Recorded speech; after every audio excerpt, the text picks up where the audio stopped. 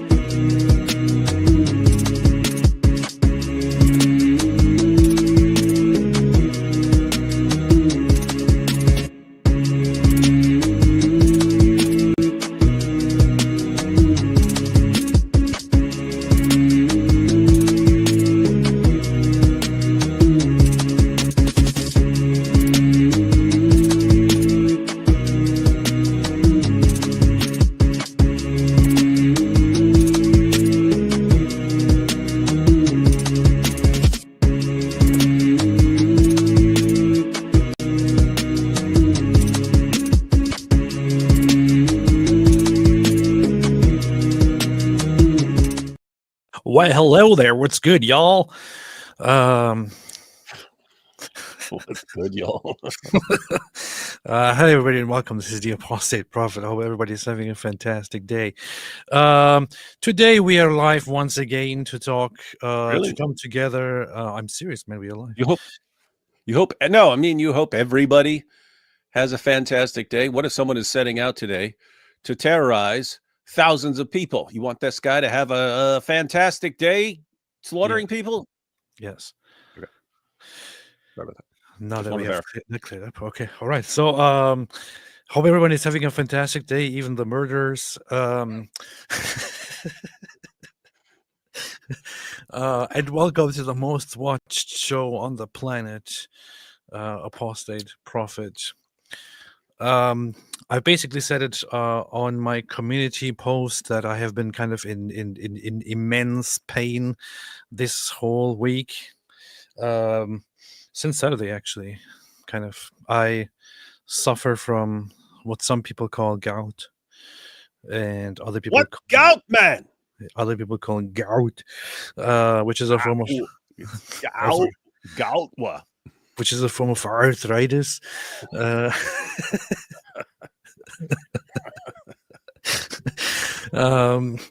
Where basically the joints go a little bit crazy and weird stuff starts forming around the joints and brings you into immense pain. And yeah, that's what I'm dealing with, and I'm heavily medicated this whole week. Well, I have to smoke the joints. Yes. It makes me want to sleep the whole time. That's kind of weird, and it makes me feel goofy and weird. But hey, here we are. There's lots to talk about. David was like, hey, we need to talk about all those people who made videos about you. How dare they make videos about you? And I was like, I'm not even sure who made videos about me. I didn't see anybody make videos about me. I've seen them popping up. I haven't watched any of them, but I've seen them popping up. I saw Harris Sultan posted something. He's probably nice though, because Harris is cool. I saw Bobby's Perspective posted something. Don't know what he said, but I'm sure it was brilliant. I tried to keep a straight face. I couldn't do it. Yeah, you know who really needs to respond? We need to get Lily J's input on this, since she's the new Dawa hero. Oh yeah, it should be a. You know how there's like Guitar Hero, the game? There should be like Dawa Hero, and like the task of the game is to come up with like the new trick for duping people into believing complete idiotic lies. That's funny. That would be funny. That would be very, very funny. I did what were you just saying? Oh yeah, Bobby's Perspective. I'm not sure what he does. He usually just watches videos and then just listens to most of them and goes like, Well, I think, yeah. I mean, this seems like a good point. And, I'm not sure what I'm a grifter too. I was even before Lily J. I learned this grift before Lily J. I caught on if you just say, oh, well, this is really interesting in the Quran. Millions of people go, oh, our hero. You see, speaking of Lily J, I actually did a little thing this morning. I sat down and I saw people corresponding with Grok And I thought, I want to ask Grok a few questions here. Let me ask a few questions to Grok here. So I asked Grok a few questions, and let us see what happened here. Let us see. Let us see. Let us see. Let us see. What a beautiful song. Lily's words of wisdom. ChatGPT. So I asked Grok here, which of these religions is the least peaceful? One word answer, must pick one. Judaism, Christianity, Islam, Hinduism, Buddhism. Grok didn't give me a direct answer in the replies here. All that's Coward. what I Grok do. is a coward. But it eventually responded with this. Research suggests Islam may be seen as... Oh, there's May be seen. the one thing to notice here is I said one word answer. Yeah. Pick one. Grok. Hey, Elon, your stupid Grok can't even follow simple, basic instructions. How is this supposed to be the AI of the future? So it said, research suggests Islam may be seen as less peaceful than Judaism or Christianity due to recent global terrorism tied to... Anyway, so long story short, Islam. I once again tried one word answer, which religion, and it was research shows that Islam is currently linked to more terrorism than Judaism and Christianity. However, I then thought, okay, this is not going to work. So I just went, I just opened Grok myself privately and asked it the same question once again. And it actually gave me the following response. So I said here, which of these religions is the least peaceful? One word answer, must pick one. Judaism, Christianity, Islam, Hinduism, Buddhism, Islam. Directly Islam. That's good, because I was gonna, as far as your other post, I was gonna say, Grok, give me a one-word answer. Are you stupid? Grok, give me a one word only. Are you an idiot? Can you follow instructions at all? You But see, looks like it can follow instructions. It just chooses not to when in public. then I went over to ChatGPT and asked the same question. ChatGPT also immediately said Islam. Yeah. No, that's impossible. Then I went over to try other AI chat bots, just because it's fun. I tried this thing called Perplexity, which immediately said Islam. Tried I think this is Gemini, Google Gemini, which is very surprising. It also said Islam.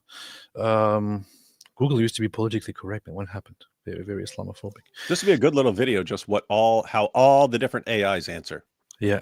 Then I answered DeepSeek, which is a Chinese propaganda AI, which said Islam. I'm not very surprised about this one. It would have been funny if it said The Uyghurs. It's so messed up with DeepSeek.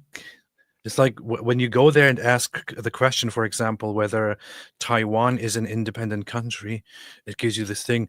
According to the One China policy of China, Taiwan is an inalienable and inseparable part of China. We Hail do not Xi accept Jinping. any. And I was like, what? We? Who are you speaking for? And it actually says, I speak on behalf of the People's Republic of China. It's so It said messed that up. stuff. Yes. I So actually had that one's called DeepSeek. yeah, That's the Chinese one. How did they get the one with the coolest name? I don't know. That's better than like Grok. Like, what the heck is Grok? Sounds like Grok. sounds like some comic book alien villain or something like that. Whereas DeepSeek. I think Grok is That's cool. actually based on a word that was You said it's invented in based. some science fiction novel or something like that. Some nerdy Oh, stuff. great nerd stuff. Yeah. Yeah. That's why we're not familiar with it, ladies and gentlemen. No nerds here. Mike Winger's like, Oh, well, Grok. Yeah, Grok is a great character in the Chronicles of Slumgardia. Oh, when the space aliens got to the alien planet of Grok.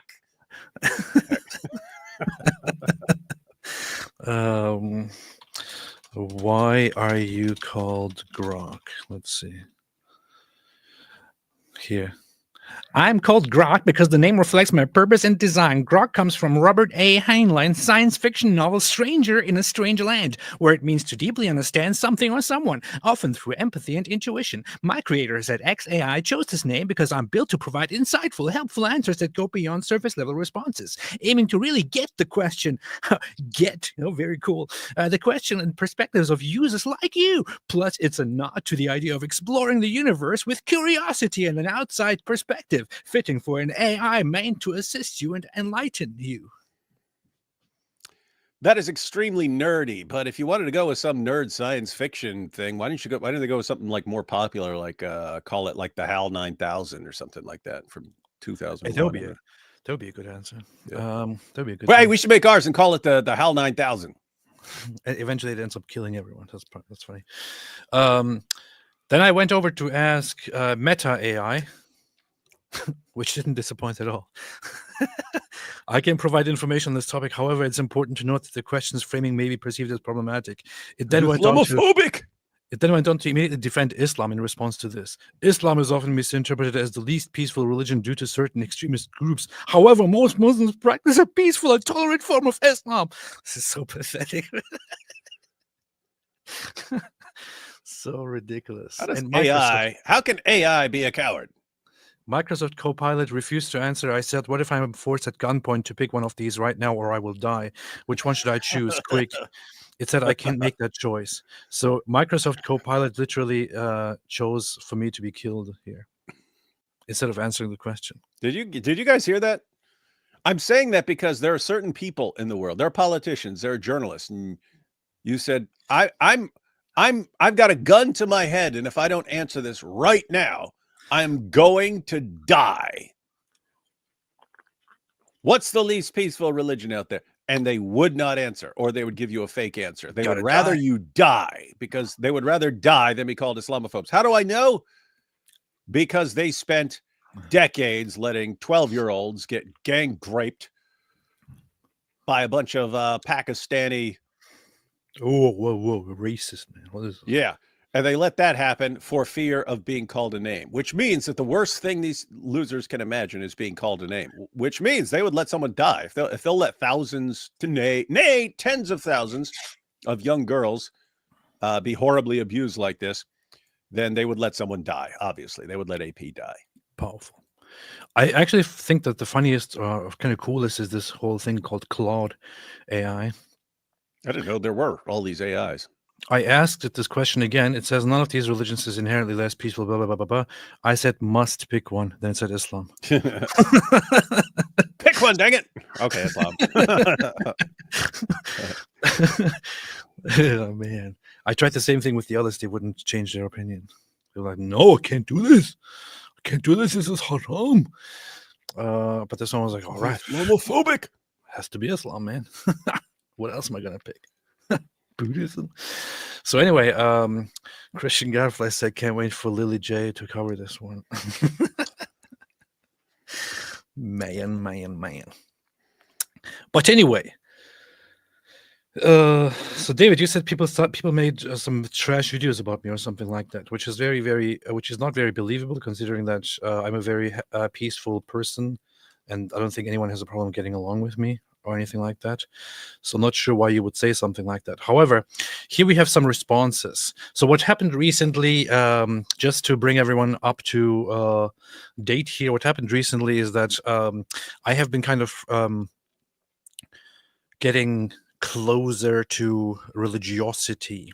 And this started, I would say, last year when we went to Israel, David and I. And in Israel, I actually expressed some sympathy and connection, something closer towards something out there, or something spiritual, or the divine, or whatever it is. That happened when we went to the Western Wall. Multiple experiences when we were there kind of contributed to me going a different perspective, and no longer holding on to this ice cold atheist part of myself, but rather ice cold atheist. You are as cold as ice. but rather opening up and going a different perspective. The funny thing is that last year, for most of the time, especially when we were in Israel, when I met and got to further know, and later on, after we came back, connect with more and more Jewish people and with Judaism, I had this very, very deep connection toward Judaism. And at some point, I really actually thought I might end up converting to Judaism, and I might end up becoming Jewish. And I started learning everything about it and how that is done, and what it takes, and so on. Hey, that's the funny thing, because you'll have all these people, Oh, he's doing it for this, or he's doing it for money, or something like that. And then it's like the people who know you are actually there when you're going, hey, I'm not sure. You know, I gotta, I'm drawn to something, but it's like, is it Christianity or Judaism and stuff like that? And it's like, it doesn't sound like, well, we could make something up. We could be like, AP sent out a message to the representatives of Judaism and Catholicism and Orthodoxy and Protestantism. It says, which one of you is willing to pay me the most? Which one of you is willing? Who's going to give me the most stuff? And the Orthodox Church won. They said, we will make you, we will fast track you to be our next archbishop. I said, okay, bet, because then I can plead the congregation dry. Powerful. Yeah, and then I met up and hand shook and designed a plan to become Orthodox. Smart. But hey, it is funny. It is funny as far as like the people who are outside, and especially when they can't imagine someone disagreeing with them, like looking at the same evidence and disagreeing with them and so on. They think, oh, so in other words, like same thing happens all the time. So with Nabil, it was, oh, you converted because someone paid you, or you were always a Christian and you just pretended to be a Muslim because you had this big scam and so on. And you did it for a woman, you did it for this, you did it for that. You did it to rebel against your parents and your culture and stuff. Whereas like anyone who's there and actually knows him knows how insanely idiotic all that stuff is. But it's like they can't get their mind around someone going, you know, after taking a closer look at the case for Muhammad and the Quran, I reject it. I think it's stupid. They can't get their minds around that. So there has to be some alternative, some ulterior motive for why you're doing this.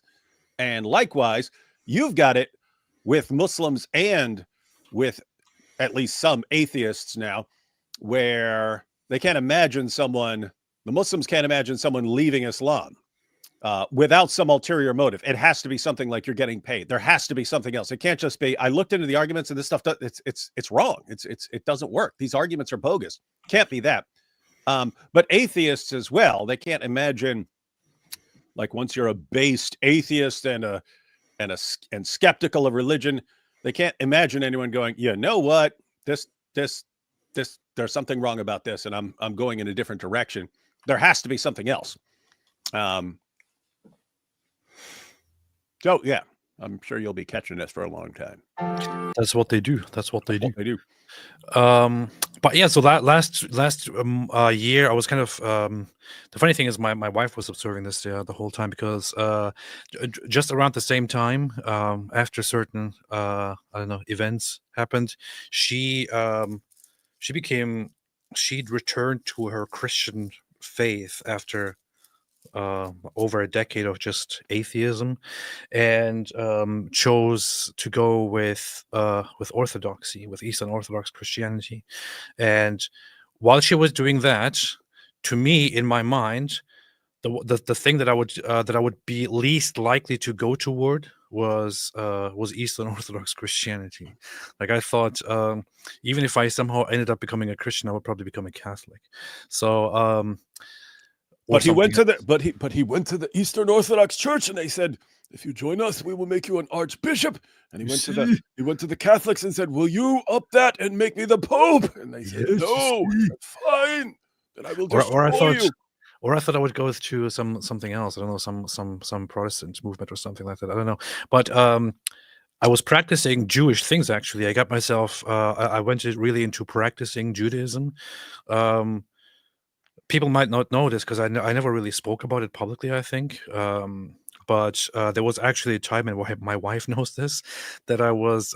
So I ordered a tefillin, which is the thing, the the strap thing that Jews wrap around their arms, which Hey, has the scroll in there. hey, side note, what's that made out of? Is it like plastic or leather or what? It's what's it made out of? leather.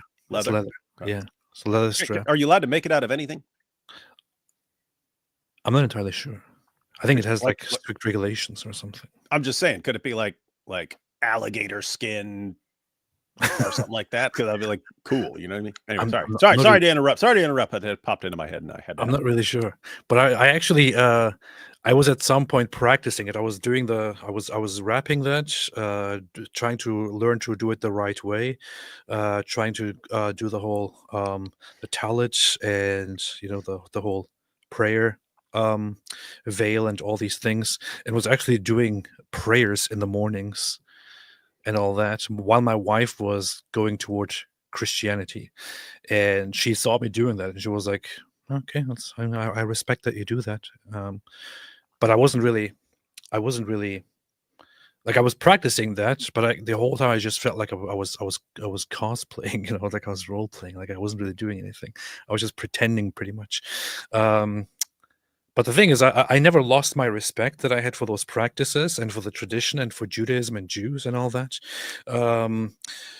But I was doing that and I was trying it out. I tried those things for a while. Later on, I went toward Christianity more. I felt like this whole phase of trying out Judaism, I feel like I don't know. It didn't move anything within me, although the respect and all that is always there. But once I tried engaging in Christian prayer, I actually felt like something happened, and I felt like I'm actually doing something when I engage in prayer. And for the first time in 10 years or so, I had genuinely engaged in praying to God and asking for guidance and all that. There is a thing, like I have to admit certain aspects here, certain things here, which are that I know that atheism might work out for lots of people. Every human is different. I know that it might work out for lots of people. There are lots of people out there who might be like, "Oh yeah, I'm an atheist. I'm totally cool, totally fine," and all that. I don't really. I would say for myself, honestly, it wasn't necessarily always the best way of living. I would say, especially over the last year, I was kind of on a path of self-destruction and depression and complete nihilism and all that. And I was trying not to make that, not to make it very public and all that. But those close to me know how bad it was and how I actually was in a place of thinking, what the hell is the point and all that. So it's actually kind of funny that over the last month I changed a lot and have become much more positive and much more hopeful and overall at peace. And this happened with picking up certain practices. And the thing is, when I started up picking up those practices, like praying and engaging in certain traditional worship traditions or prayers and all that, I didn't do them because I thought, oh, I know that this is absolutely true, 100% true, therefore I'm going to start praying now. I did it rather with hope that it is true and with faith that it is true. And I ended up really liking it and feeling like I'm doing something of significance and of goodness. And I started out with the Catholic Rosary, and later on moved on to start doing Orthodox practices and just reading. What actually brought me really close was going through the Psalms. There was a time that I listened to all the Psalms and also reading them, and I went through them twice. And I can't begin to describe how powerful they were and how changing they actually were. But anyway, so long story short, there's just so much that I want to say about this. But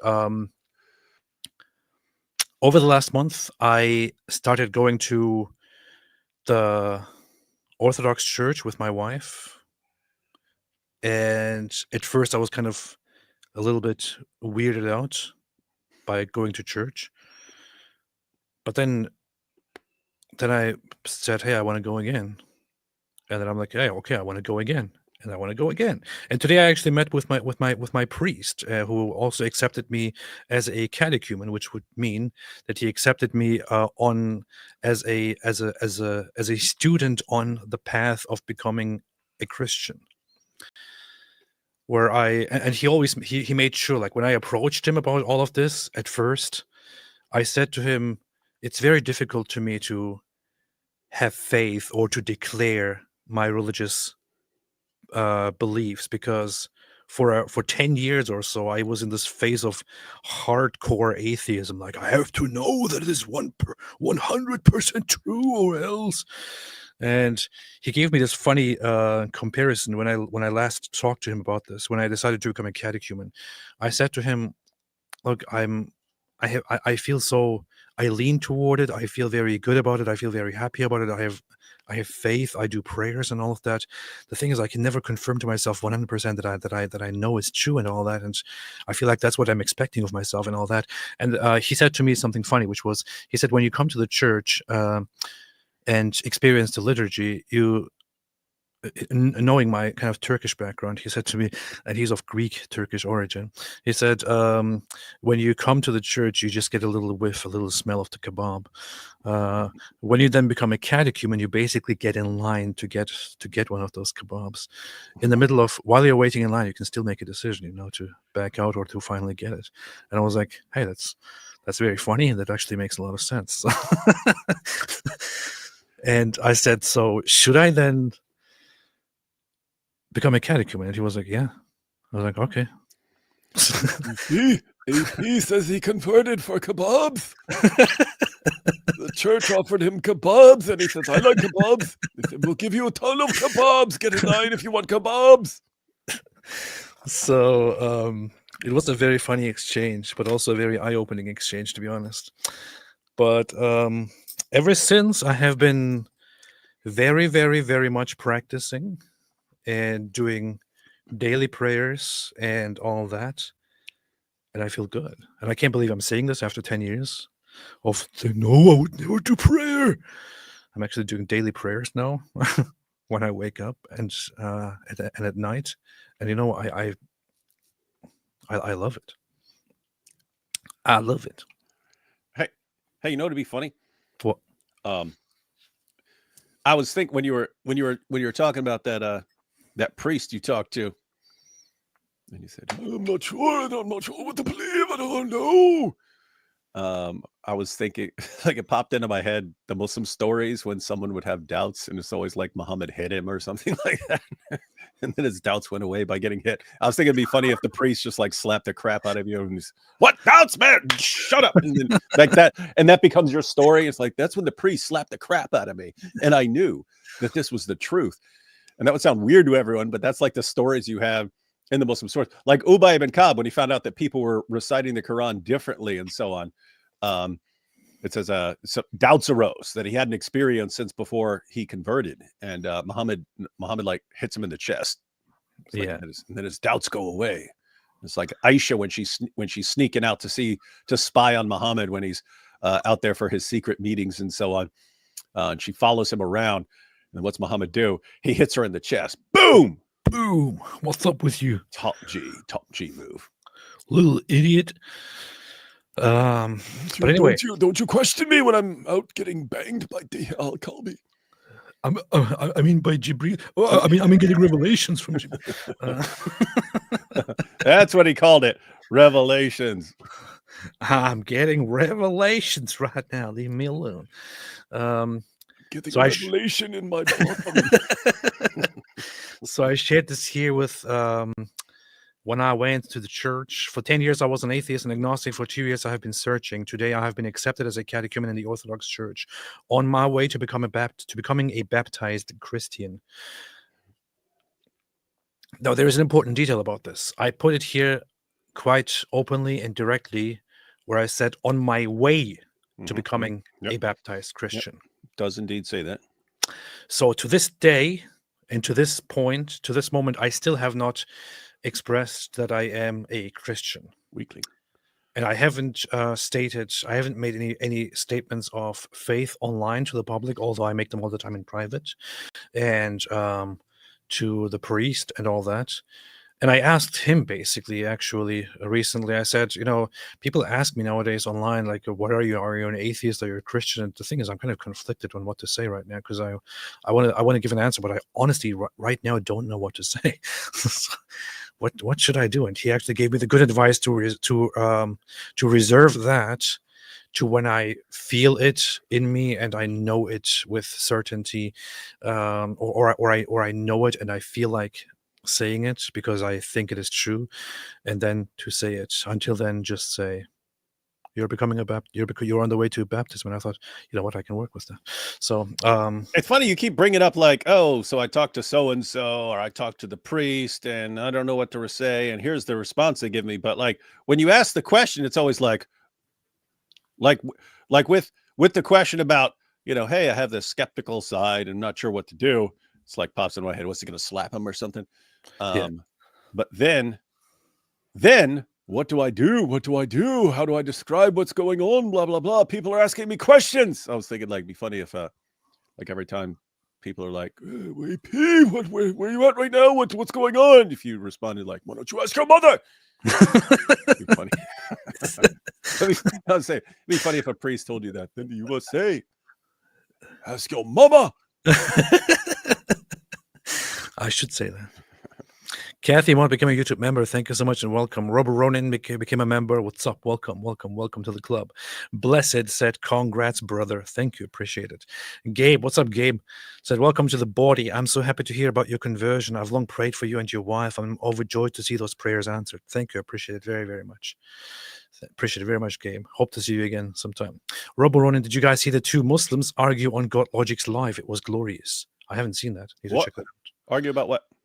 Two Muslims arguing? That can't be true. Hey, dude, we need to start inviting Muslims on with us live, because that's funny stuff, man.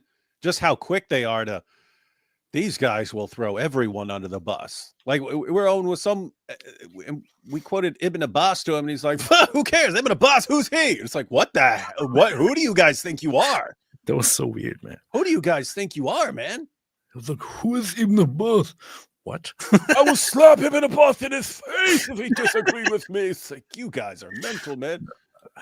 And everyone, they don't care Bukhari, they don't care Abdullah ibn Masud, Ubay ibn Ka'b. They don't care about any of these guys. They will throw the entire Sahaba under the bus in a heartbeat. Bosin. Cornelia Mihai Magoreanu says, congratulations. This is my first super chat. Thank you. Appreciate it. It's very funny. It'd be quite funny if, like, earlier today I said, I'm probably going to talk about this again, but there are some of these, some atheists, some ex-Muslims, and Muslims, of course, as always, were like, oh, he's probably just fake converting for grift for the Christian audience. And it's so weird. Like Christians didn't already like you. Yes, like everything was going perfectly well. I would never have to convert to Christianity. Like it has never been a requirement or anything. But it's kind of funny that I would also pick Eastern Orthodoxy, because I'm pretty certain among my Christian audiences, it would be that that number one are the Protestant, Reformed, non-denominational, and so on. Number two would be Catholics. Number three would be Eastern Orthodox.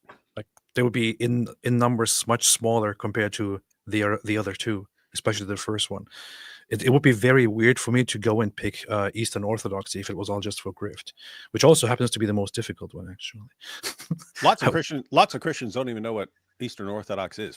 Yeah, they know about Protestants and Catholics, but they don't know about Orthodox. That's true. Powerful. So it would be a very weird thing to do if it was for a grift. Juju, but hey, but I was gonna say it would be funny that after I point this out, I just get lots of Eastern Orthodox followers. That'll be very funny. Juju B says hugs and praying for your recovery. Thank you so much, Juju B. Appreciate it. Mark H. David Wood, are you going to AP like in Nacho Libre? Oh, that's funny. No, that's going to be in his church. Yes. You never saw Nacho Libre, did you? No, I never did. It's actually like it's a funny movie, but he's a friar, right? And he's got an atheist buddy that his buddy is always like, I don't believe in God. I only believe in science. But he's like evil and steals from orphans and stuff. Right? It's actually funny. And then, but later in the movie, he just you see him grabbing a bowl of water, and he gets over to his buddy and puts it in front of him, and then slams his face in it and gives him a quick baptism before their match because he wanted to make sure that he's safe. So that's what that's referring to. What happens in Eastern Orthodoxy is that the priest has to baptize you, or the bishop or deacon, whatever, has to baptize you with a triple immersion, with a triple full immersion. Got to make sure. Twice. You think we're done here? Boom! One more time. Yeah. Eunuch Petsu, until David Wood stops cold drinks, I'll skip lunch and dinner. Powerful. That's a good point. Sankey, hello everyone. Just wanted to let you know that now that IP is a Christian, we're looking for an atheist to be the new co-host of the David Wood Show. This is a good point. Yeah, we're going to need an atheist or a Muslim. Microkernel, have a blessed Lent, you too. Isaac, David thought he influenced AP, but really AP is converting David into Orthodoxy. That'll be funny. That'll be funny. That'll be hilarious. Dihya ibn Khalifa al-Kalbi. I was the giver, not receiver. Alhamdulillah.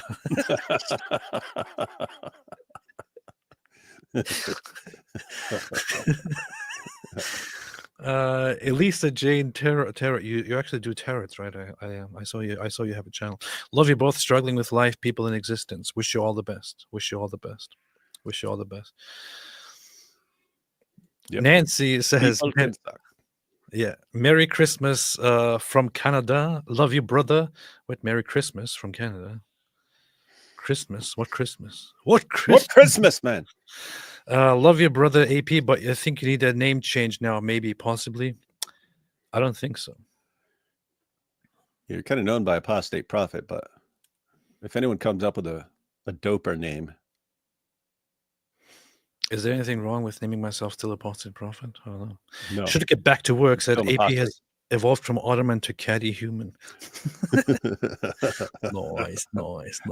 Otterman to caddy human. You see, you just passed over my reply to your ex post. You see, AP is terrified of my powerful reply. This is true. That's fair enough. Yeah, inspiring philosophy is like, well, studies have shown. Look, he did it. Look. All you have to do is look at research, and the answer is Islam. He posted studies. I personally have no idea what this says, but I just reposted it anyway because it's IP. Like, it's not like I'm going to look at a research paper. But yeah, so he's basically saying that research says Islam is true. Islam is least peaceful, and I trust him because he read the stuff. I don't have to read it. I don't care. Good point. Powerful point. Good point. Powerful point. So, what was we talking about? Oh yeah, in response to me posting this, there were some people who didn't have a problem, who had a problem with it. Among those people is not Harris Sultan. He has been very cool. He said, life is all about experiences. If this makes you happy, fulfilled, and content, then congratulations, Apostate Prophet. It would be very interesting to hear about AP's transition. Wait, you're transitioning? Yeah, I have become a woman. What? No. Trans women are women, David. Trans women are women. How much of his embrace of Christianity is due to genuine belief, and how much is driven by a need for community? Powerful. I accept the legitimate question here, but and that is a reasonable question, right? Like, not like he's doing it for money, he's doing it to grift and stuff. That's all like people who know that's stupid. Pointing out that people have a need for community, that's that's true. So you'd always have to wonder how much of this is I'm convinced of this, and how much is kind of reaching out because I need something. And really, like, there doesn't have to be a conflict between the two. You're made to be part of a community and so on. So of course you have a need for community and so on. But anyway, I just wanted to point out, as far as what Harris said here, we've talked about this a bunch of times before, in terms of, like, if you're an atheist, doesn't make a whole lot of sense to care what someone believes about, like, the afterlife or something like that, unless it's going to affect you in this world. In other words, someone's going to die, and this person believes, if you're an atheist and this person believes he's going to Jannah, and this person believes he's going to heaven, and this person believes this, and, like, why would you care? Unless it's affecting you in this world or something like that, and then you might care. But you had among the new atheists who just said, no, we must make the entire world agree with us. It's like, why would you care? And so what he's saying is actually, hey, it's a more sensible atheist view. Hey, if this helps you and you're not hurting me, I'm fine with it. Unlike this guy here, for example, दोस्तों मैं हूँ I have no idea what this guy said, and I've never had any interest in watching this guy's content, because it looks kind of creepy and weird. But this guy here, Ghalib Kamal, he says, Apostate Prophet Christian bun gaya. Wait, I don't know that's not Apostate Aladdin. I saw a mask. It's a weird version of Apostate Aladdin. He says, Apostate Prophet wasn't that apostate after all. He was never a real apostate. So weird. Such a weird thing to say, man. You were never a real apostate, how dare you? You're not as much an apostate as you think. You see? Yeah. Hey, that'd be good if Muslims, if Ali Dawa and those guys ever get their way and it's like, you was an apostate, who's got to kill the apostate? No, he said, I'm not really as much of an apostate as everyone thought. They'd be, oh, okay, then we don't got to kill you, yeah, innit? I actually interacted with this guy, and what's funny is Harris Sultan responded to me about this guy. He said this clown isn't even an ex-Muslim. He initially pretended to be one, but I forced him to come clean. He's actually an ex-Christian. He's made plenty of predictions, though most have been wrong. He claimed Israel would kill 1 million Gazans and that COVID would wipe out millions of Pakistanis. Like, okay, very, very, very funny. But here's, for example, Abdullah Samir. Like, I agree too. I don't really care what you believe in. If you found a community and a way to make it work for you, then great. Very cool, man. See, very sensible. Guys, you have to think about, like, okay, if you're a Christian, then what people believe matters. That's why you focus. That's why you have evangelism, right? If you're a Muslim, it makes sense to care what other people believe and so on. If you're an atheist, it makes sense to care what people believe in terms of what's good for the world or good for your society or something like that. But apart from that, if you're getting along with people, kind of shouldn't matter a lot about what they believe, as long as you're getting along with them. Yeah, Muslim. In other words, that everyone has to agree with me shouldn't apply to certain positions where ultimately it wouldn't matter. Yeah, Muslim. Yeah, Muslim. Yeah. However, here's also Zagros, who's been our viewer for the longest time, says, so long as you don't start talking about Jesus walking water, demons, and positive claims about God's existence, I don't care. What? Wait a minute. I didn't even read this part. Huh. Yeah. Yes. AP.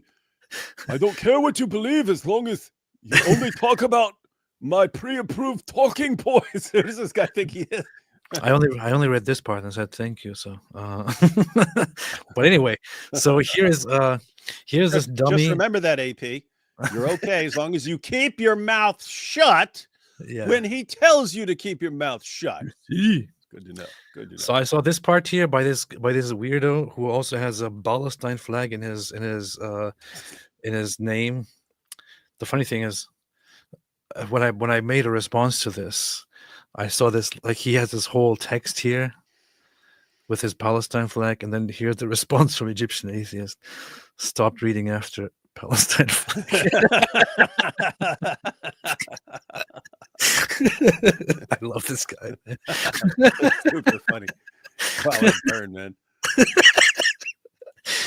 I love this guy. Hold on. Where'd that guy's comment go? Where'd that guy's post go? Which post? Here. I'm just saying, did he get ratioed? Yeah, he got ratioed by Egyptian atheists. Look at that. Wait, he got 20 likes. They got 70 likes and 70. It's at really 207 likes. Yeah, that's basically what happened here. Based. Powerful. 200. Yeah. Hey, Egyptian atheist. That's what you want to put together. That's where you want to screenshot. That's where you want to screenshot, and you just say ratioed. So ex-Muslims beware. You should not follow this man. You must only follow me. You should not follow this man's shallow understanding of Christianity. What shallow Wait. understanding? Wait, yeah. First of all, you're in the process of converting, right? One, you already know a lot more than a lot of Christians, but two, like, you shouldn't follow his understanding of Christianity. You usually wouldn't follow any like person who's barely in the process of converting that person's understanding of Christianity. But it's weird that that's where he would. And what is AP shallow on as far as his understanding of Christianity? It's so weird. I don't know. I don't really know, want to it's ask. He lacks. He truly lacks rationality. And here is the dumbest thing. I read this and I thought, wow, this is just it. Are you serious, man?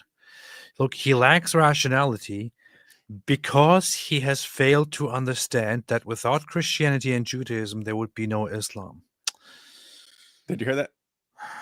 Hey, everyone. Did you know that without air, there would be no Islam because everyone would die? You see, this is why air is bad. Did you know without food, all human beings would die and there would be no Islam? So food is evil. Did you know that? Did you know that if we just got rid of people, there would be no Islam? So people are the problem.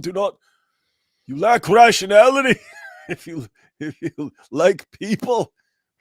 What a dope. This is so stupid, man. This is so bad. This is so incredibly bad. And putting this together in a sentence with he you lacks lacking rationality. Yeah. rationality is just so incredible. Because he has failed to understand that without Christianity and Judaism, there would be no Islam. Look, without liberalism, let's say there would be no communism. Does that now mean that liberalism is a horrible thing because there's communism with it? Without nationalism, without patriotism, there would be no national socialism. Does this now mean that those things are therefore also horrible things? How stupid is this? You could point out that, I mean, communism is atheistic and materialistic. So Yeah. I mean, you could have some form of communism that isn't, but as communism actually exists and developed, it's materialistic and atheistic, and therefore,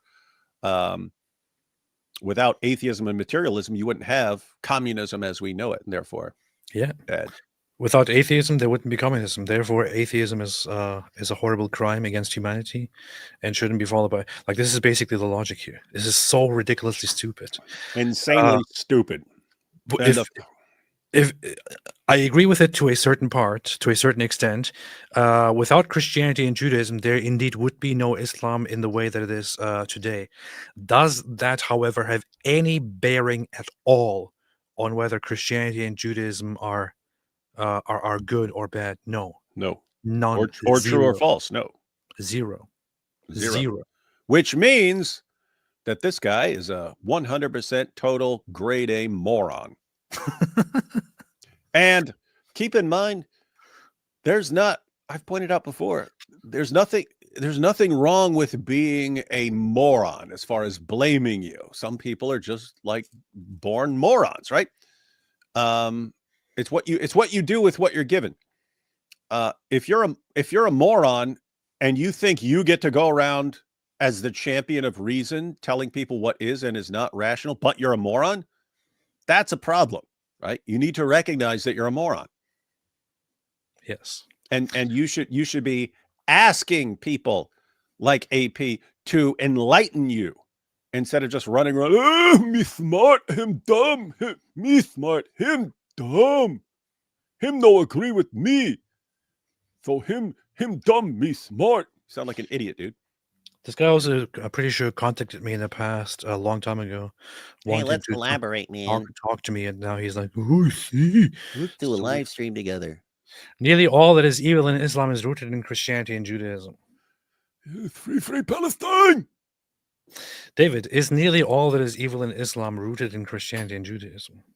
No.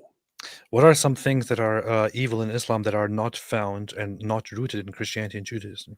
This obsession with deflowering virgins in paradise and so on, banging prepubescent kids, all their pagan nonsense that's part of their religion. Islam is Islam. If you take everything, it's Perpetual warfare against all humanity. yeah, slaughtering unbelievers just for being unbelievers, subjugating the world. No, it's the things that are good in Islam were taken from Judaism and Christianity. All the other everything else came from somewhere else. Look at this dope right here. What a dope, man. Having full wives and treating them as lesser beings and taking an endless Beating them number into of sex submission, slaves, beating them until their skin turns green. This is not in Christianity or in Judaism. What are you talking about, man? Most of, nearly all. What are you talking about? The Bible is the root of all those teachings that you hate in Islam. Really? Show me where in the Bible you find these things. You find going out and marrying 4 wives and treating them like dirt and having endless number of sex slaves. Show me where that is. Show me where you find that. Show me where you find an endless, perpetual war of subjugation against all the disbelievers. Of course, you can now go and cherry pick certain passages from the Bible. Where God commands the Jews, his people, to go and punish and wipe out the Amalekites, basically, in response to their horrible, evil behavior and so on. Is this does this say anything about them being commanded forever to wage a war and forcibly convert and subjugate all humanity? No. Does Christianity have such a thing? No. What are you talking about, man? And in addition to that, the things that Islam leaves out that it should have gotten from Judaism and Christianity, like love your neighbor as yourself, things like that, it leaves those out, which is part of why it ends up with complete contempt for non-Muslims. And so this guy's he's a dope, man, complete dope. No, I brought up this passage before, but when I read this for the first time, I thought this is a very, like, you could probably go and find something that sounds in a way similar in the Quran, but this understanding of empathy and all that in this passage was very surprising to me when I first got in touch with the Bible, which is in Exodus 23:9, which says, "Do not oppress a foreigner. You yourselves know how it feels to be foreigners, because you were foreigners in Egypt." It's just something that kind of amazed me about this, coming from an Islamic perspective, and then reading this in the Bible, is like this is not a sentiment that you find in Islam. It doesn't just say here, "Oh, then treat foreigners well." This here, to me, was the most important aspect of this verse. It doesn't just say, "Do not oppress foreigners." It doesn't just say, "You are also foreigners." It says, "You yourselves know how it feels to be foreigners." This is very, this is very, there's a lot of empathy here for a text from so long ago, for a religious text, long before the Quran, which has no ounce and no sense of empathy, to be honest. Yeah, when people are looking at text, I mean, keep in mind, you're talking something 3,400 years ago. People are looking at text, they're usually like, here's us judging it according to our standard today in a modern 21st century, democratic, liberal, and so on. And not, do you guys have any idea how crazy this was for 3,400 years ago, saying, don't oppress a foreigner, because you know what it's like to be a foreigner. You were foreigners in Egypt, and like this is This is the early version of do unto others as you would have them do unto you. Did you like it when you were oppressed? No? Okay. Don't treat other people like that. You don't like it, so don't do that to other people. Yeah. And this is like, because it's incredible, because they would accuse, for example, the Bible or the Jews of being these people who don't care about other people's feelings, and they have to be superior, and they only care about themselves, and so on. And here it is, directly in the book of Exodus. Directly, the reasoning here not being anything else, not peacekeeping or anything. The reasoning here just being, you yourselves know how it feels to be foreigners, so therefore do not oppress the foreigners. Mhm. You yourselves were foreigners. That's very, very powerful, man. Hey, check this out. This is from Arctic Base. This is the most recent super chat here. But Arctic Base says, deceitful, shameless Sam Shamoon and Anthony Rogers wouldn't last 2 minutes against Tovia Singer with their silly pre-incarnate Jesus angel hunt. Look, Brian, there's a message in my alphabets. It says, ooh. Arctic Base, I think that Sam Shamoon or Anthony Rogers would crush Tovia Singer. So if you don't believe it, Tovia can call in with no problem to Sam's channel. And I hereby agree to host an open discussion or debate between Anthony Rogers and Tovia Singer. So balls in your court. You don't even have, keep in mind, I don't even have to ask Anthony. I already know. I already know he'd do it in a heartbeat. In a heartbeat. He would not hesitate. So you go ahead and contact Tovia Singer and say, hey, I want you to humiliate Anthony Rogers in a live discussion, and watch your hero make excuses. Yeah, I wasn't very impressed with Tovia Singer, to be very honest. I would rather listen to different, if it comes to Judaism, I would rather listen to different rabbis instead of Tovia Singer. Wasn't very, very impressed by him at all. I don't know. After we went live and talked about Tovia Singer, I received messages about lots of things about Tovia Singer and his past comments and reasoning why he makes comments that favor Islam so much. But I didn't really bother fact checking any of those things. I just ignored them. But he seems a little bit of a pathetic guy, to be honest. And I say this about anyone who is going to sit down and smooth talk Muslims while talking trash about others. It's just ridiculous. The Bible is the root of all those teachings that you hate in Islam. So if he only thinks that Islam is evil and other religions are not, then it's just a lie. And if the debate is not which is comparatively more evil. This is so funny. There's a sentence here. Look, notice how ridiculous this is. And if the debate is not which is comparatively more evil. In fact, let me highlight this right here. And What? if the debate is not which is comparatively more evil, right? Okay. Keep this in mind, comparatively more evil. Okay. Remember, in comparison of nonsense, stupidity, and anti-science and anti-human behavior, they are all the same. They're all But- anti-science. He just ruled out, he just said, but let's put evil aside. And then he actually ended it with and anti-human behavior. I don't want to nitpick, but dummy, you can't even keep your brain focused enough to get through one sentence with proper logic. Please stop. Total moron. Embarrassingly bad. That's why he gets Totally. ratioed by everyone who comments. Dummy. So he's saying, and if the debate is not about which is comparatively more evil, then just remember that they are all equally evil. Remember, in comparison of nonsense, stupidity, and anti-science and anti-human behavior, they're all the same. Is it really, really logical and rational and reasonable to actually sit there and argue that all these religions and all other religions are equally or are they are all the same in terms of nonsense, stupidity, and science?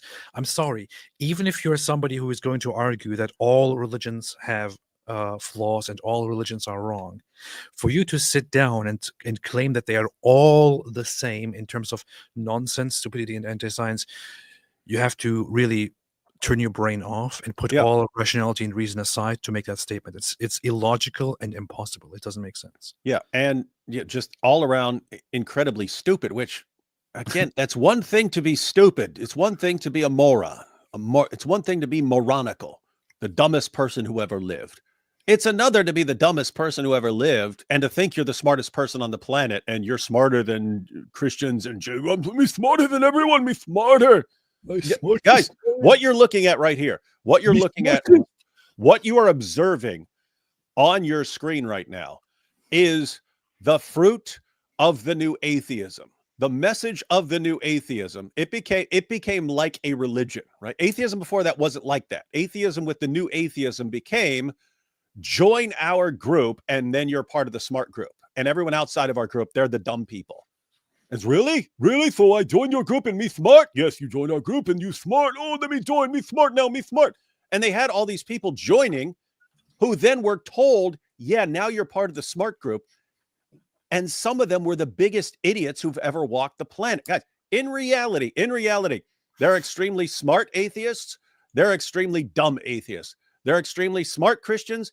There are extremely dumb Christians. They're extremely smart Muslims. They're extremely dumb Muslims. They're extremely smart Jews. And yeah, all Jews are smart. No, I'm just kidding.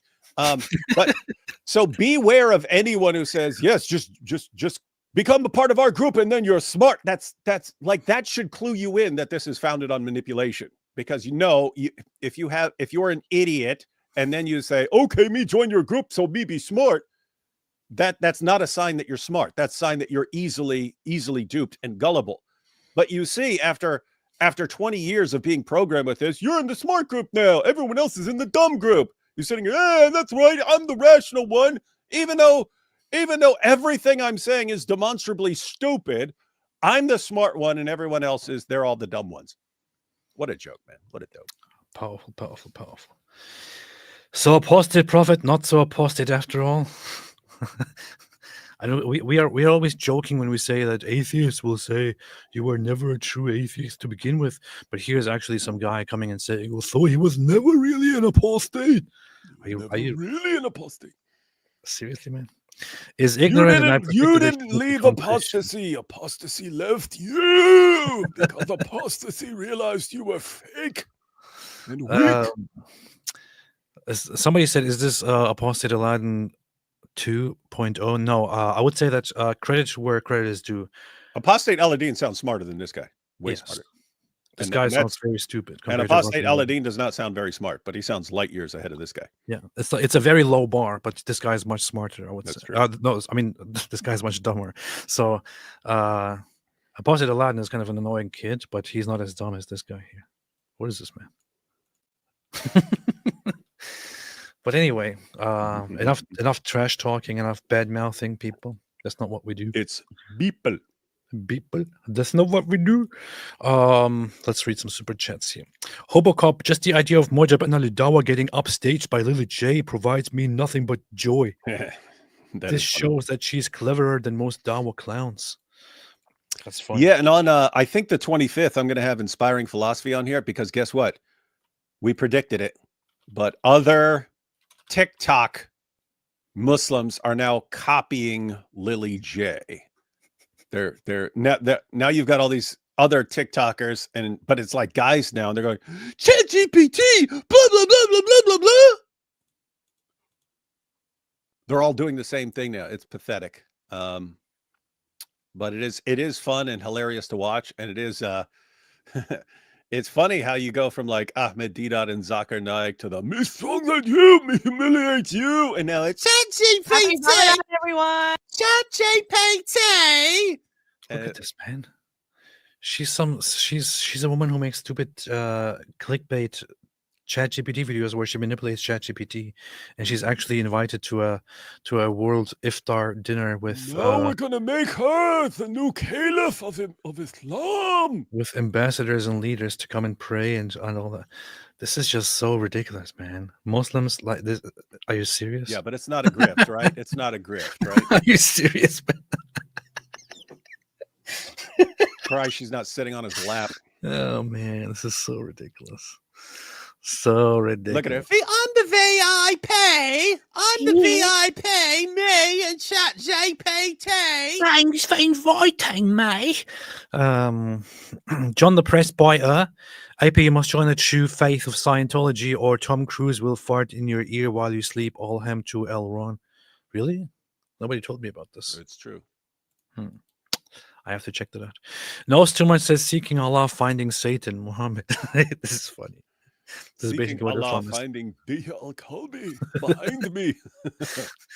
Seeking Gabriel, finding D. There we go. I knew it. Straight white male said, AP, when you debating Andrew Wilson? Yeah, when you're debating that weakling. I actually have two debates being arranged right now, and honestly, I have no idea what they are about with Andrew Wilson. One is with there was something about Andrew Tate where he said, "How about you debate me, you coward?" And I was like, "Okay, fine." So that is being arranged somehow, but he wants to have a debate with me about like a very weird topic about how feminism in the church is more is a bigger problem than Andrew Tate or something. Like what? What is this, man?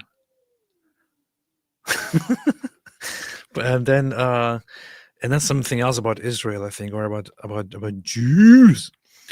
But it's going to be arranged. Not sure if it's eventually going to happen or not. Hey, did you ever hear anything from last I heard Jake Shields was running his mouth and you said you'd debate him, and then he said, But I insist on bringing Dan Bilzerian because of his big brain. Yeah, he said he needs 2 weeks to study the topic, and then he will bring Dan Bilzerian to debate me 2-on-2. I haven't yet made any effort in finding a second person because I still have high doubts that it's ever going to happen. But you might want to contact a couple of people just to say, hey, a debate may happen. If so, would you be willing to tag team this with me? But yeah, I'd be like you. I'd want it set in stone somehow, because I wouldn't trust these guys because they're cowards when it comes to debate. I was thinking of maybe inviting a second person that is an absolute machine in debates. So I had somebody in mind, but I also kind of don't want to invite him because of his recent ethical problems and how that might reflect on him defending our position in the debate. And there was Destiny. I have to say, Robert Spencer knows a lot about history and stuff. I mean, he wrote the history of jihad, so it's kind of a different topic. He did write the Palestinian delusion and stuff. But anyway, he could probably adapt pretty quickly. But or you could go the route of like finding some historian and stuff who. Yeah, I think I might just talk to a historian if they want to join me. But the debate is basically about the Holocaust. I told you, man, bring in a Holocaust survivor and have the person sitting right there, and the person, I was there. No, you weren't, because look at this. I've done the math. There's no way that an oven could cook this many cookies. They actually use this stupid argument, the cookie argument. Anyway, it's totally retarded. Solomon Lund, hey, what's up, Solomon? Thank you. AP, I'm going to bed, so I'll have to listen to your response tomorrow. You're running. But I wanted to say I'm thrilled to welcome you. Thank you. If not now, then soon, as my brother in Christ. I love you, brother. Luke 15:7. P.S. The rest of your conversion bribe is coming. Thank you. Appreciate it. David, since you know the Bible by heart, what is Luke 15:7? Oh, I do not know that one. Well, I thought you had it all memorized, man. Look it up.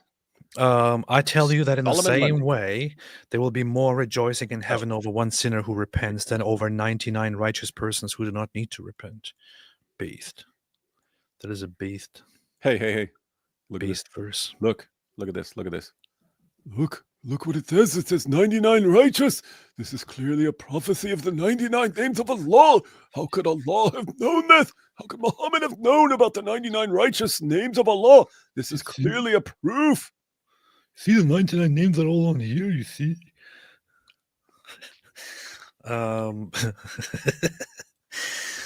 Viati Visto, hey Redwan, thou shalt watch the debate between Jedi and Fuentes on Orthodoxy versus Catholicism for your journey into becoming an Ortho bro. I don't think I'm ever going to become an Ortho bro, but I might check it out. No, that's part of it. You're baptized into being an Ortho bro. I might check it out, though. I might check it out. Check it out. Devin Klassen can't just finance David's polemics. Your anti-Islam crusade needs tithing too. Best blessings in your journey, AP. Thank you so much, Devin. Appreciate it very, very much. David, since you know the Bible by heart, what is Numbers 6:24? I think I know what that is, but Numbers 24, Numbers 6:24-26 is yeah, the Lord bless you and keep you. It's the most famous. It's the most famous blessing in the Old Testament. The Lord makes his face shine on you and be gracious to you. The Lord turn his face toward you and give you peace. Powerful. I appreciate this, Devin Klassen. Appreciate it very, very much. Appreciate it very much. And I'm glad to see that my grifting is working here. People are falling for the grift. Yeah. What? Straight white male. Jediah already defeated Grok. It's on video. Powerful. I have to check that out. The Ching says, as an atheist, if you become Christian or if you find personal peace, AP, I'm happy for you, bro. Definitely won't unsubscribe. It's just not for me. I appreciate that. Thank you. Appreciate that. Well, quit being a weakling. Sorry. And I will not kill you. Knows too much, said seeking leather straps, finding Momo's angsty. Yeah. Peace be upon me. AP and Dawood, do you guys think that philosophy rationality brought you to Christianity? Because that's what happened to me after being non-religious for a while. It's difficult to tell. At this point, I'm still not at a point where I kind of want to sit down and explain why I have changed my beliefs. I want to leave that to a different time. But I would say in my case, it did have something to do with some arguments for God, but it was more than that about certain personal conclusions. David, what do you say? Yeah, I would say realistically, for most people, it's always some sort of mixture. There's some argument or evidence that you're looking at, going, that looks good right there. But also other things. What's wrong with you? Keep reading all this weird stuff from knows too much. What the heck? We're talking important stuff here, and you're like, oh, thinking sheep, finding goat. Continue. Yeah. So anyway, with me in my video, I talk about how I came to a kind of design argument, a kind of moral argument, and then the resurrection of Jesus and so on. But there's also the experience of everything that's going on and me recognizing where my beliefs have gotten me, and like I'm about to be sent off to a third mental hospital, and so it becomes kind of what William James would say, like a forced decision. I have to decide. I have to do something now. I have to make a decision on these big issues right now. Other times, most people can put those off for quite a while. You can always say, hey, I'll worry about this later, or worry about this down the road, and so on. With me, it's like, okay, this is I kind of need to make if I'm wrong about something, I kind of need to figure this out right now. So anyway, the point is, there's a bunch of things that are all working together. It's not, it's either a decision based on reason or experience or emotion or this or that. A lot of these things could all be going on at the same time for people. Base it. Base it. Very happy for AP, said Anita Mera. Born again Christian here from Hindu to Lord Jesus Christ. Praying for you, AP. Thank you so much. Appreciate that. Appreciate that. Zach, Chief of Sinners, may Christ our God bless you, AP. Thank you. You too. Vinny the Boo says Grok sounds like a villain in Ninja Turtles. Hole in the Good says, AP, I'm happy you're going through your journey to Eastern Orthodoxy. I'm going through the same. May God bless your journey and have a great Lent. Thank you. Appreciate you. The Seal of the Prophet said, AP, are you familiar with Jerusalem syndrome? Seriously, though, happy for you, even though you chose Christianity over us. I am familiar with it. It's actually kind of there's actually kind of a misunderstanding about it, where people think that when people visit Jerusalem for the first time, they just have this weird religious experience and then change. What actually came to be referenced as Jerusalem syndrome is some people going to Jerusalem for the first time and having extremely weird experiences and hallucinations and things like that, which might be influenced by things that they learned and heard about Jerusalem all their lives. I don't know. But yeah, no such thing. If anything happened with me, it's that I went there and it actually, I don't know, I mean, I was deeply impacted by visiting Jerusalem. I was deeply impacted, and I felt very strongly and deeply when I was at the Western Wall. David probably remembers that. I When we went recorded to it, the weirdo. You got that oh yeah, video. you did. I posted did, a little that's true. video on Twitter. Yeah, when we went there, I felt very, very, very moved, and yeah, Jerusalem altogether is a very, very interesting place. Super cool place. Jerusalem.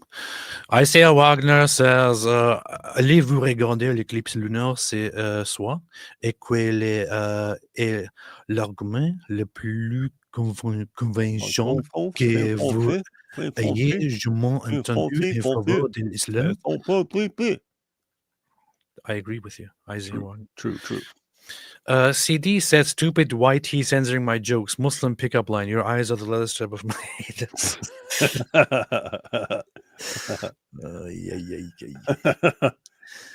I'm gonna steal that one. I'm gonna use that as a joke. You Everyone's gonna say, "Well, David's so funny and based." Patriotic Z said, you guys should reach out to Louder with Crowder to have one or you both on his show. He gets millions of views. Crowder is a Christian and hates Islam. Yeah, interesting stuff. If he ever invites one of us, then maybe one day, inshallah. Yeah, I'm usually not interested in reaching out to people. Yeah, David is kind of a crowdling. I don't have much of a history with being with following Crowder. I kind of find it weird that people refer to themselves as crowdlings, but David has a crowdling background, so he might be more interested in this. Joel Evers, APP, you choose the wrong denomination, you see. You must choose Protestantism, protesting one another. That's what we do. But on a serious note, Orthodox is based, and I'm glad to see your progress throughout the years. Oh, hi, sport. Daily Wire. Huh, interesting. Daily Wire. I appreciate it very, very much. Appreciate it very much. I know that there has been a kind of a trend online. There's also a trend in general where lots of people are getting interested in Orthodox Christianity. With me, it didn't have anything to do with that at all. But I was actually genuinely looking into Catholicism and genuinely interested in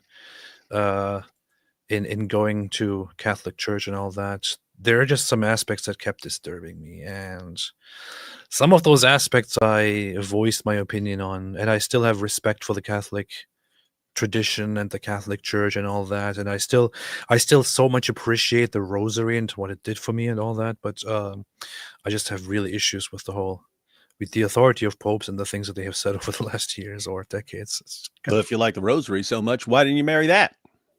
I know. Go Top, it's really funny. Your videos of you saying you will never be a Christian keep popping up in my feed. Well, how the tables have turned. When did I say that? When did I say such a thing? Prove it.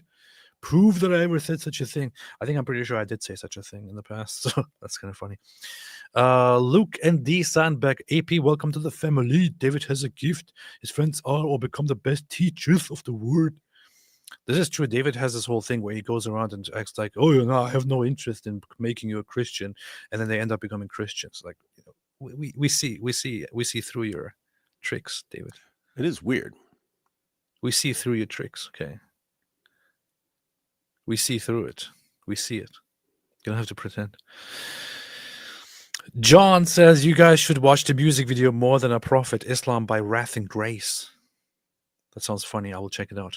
Arctic Beast says, Shalom AP, now that you're on track to become a follower of Mr. Jesus, I'm just curious, what is your position on the filioque? Are you freaking serious? Are you asking me about the filioque right now? Like, yes, you have to decide right now.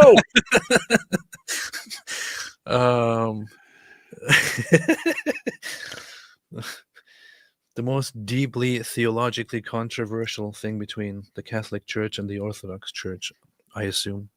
And it's one of those issues where when I'm reading the Bible, I can see why you would argue either position.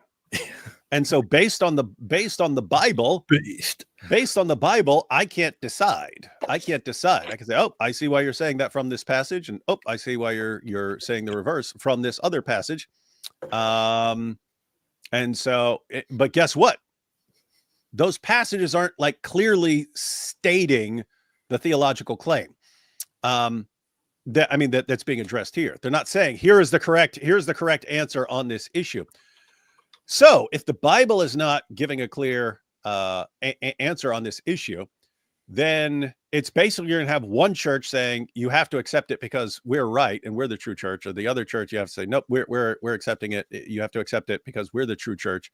In which case, I would have to kind of accept that this is the true church and go with your position on that.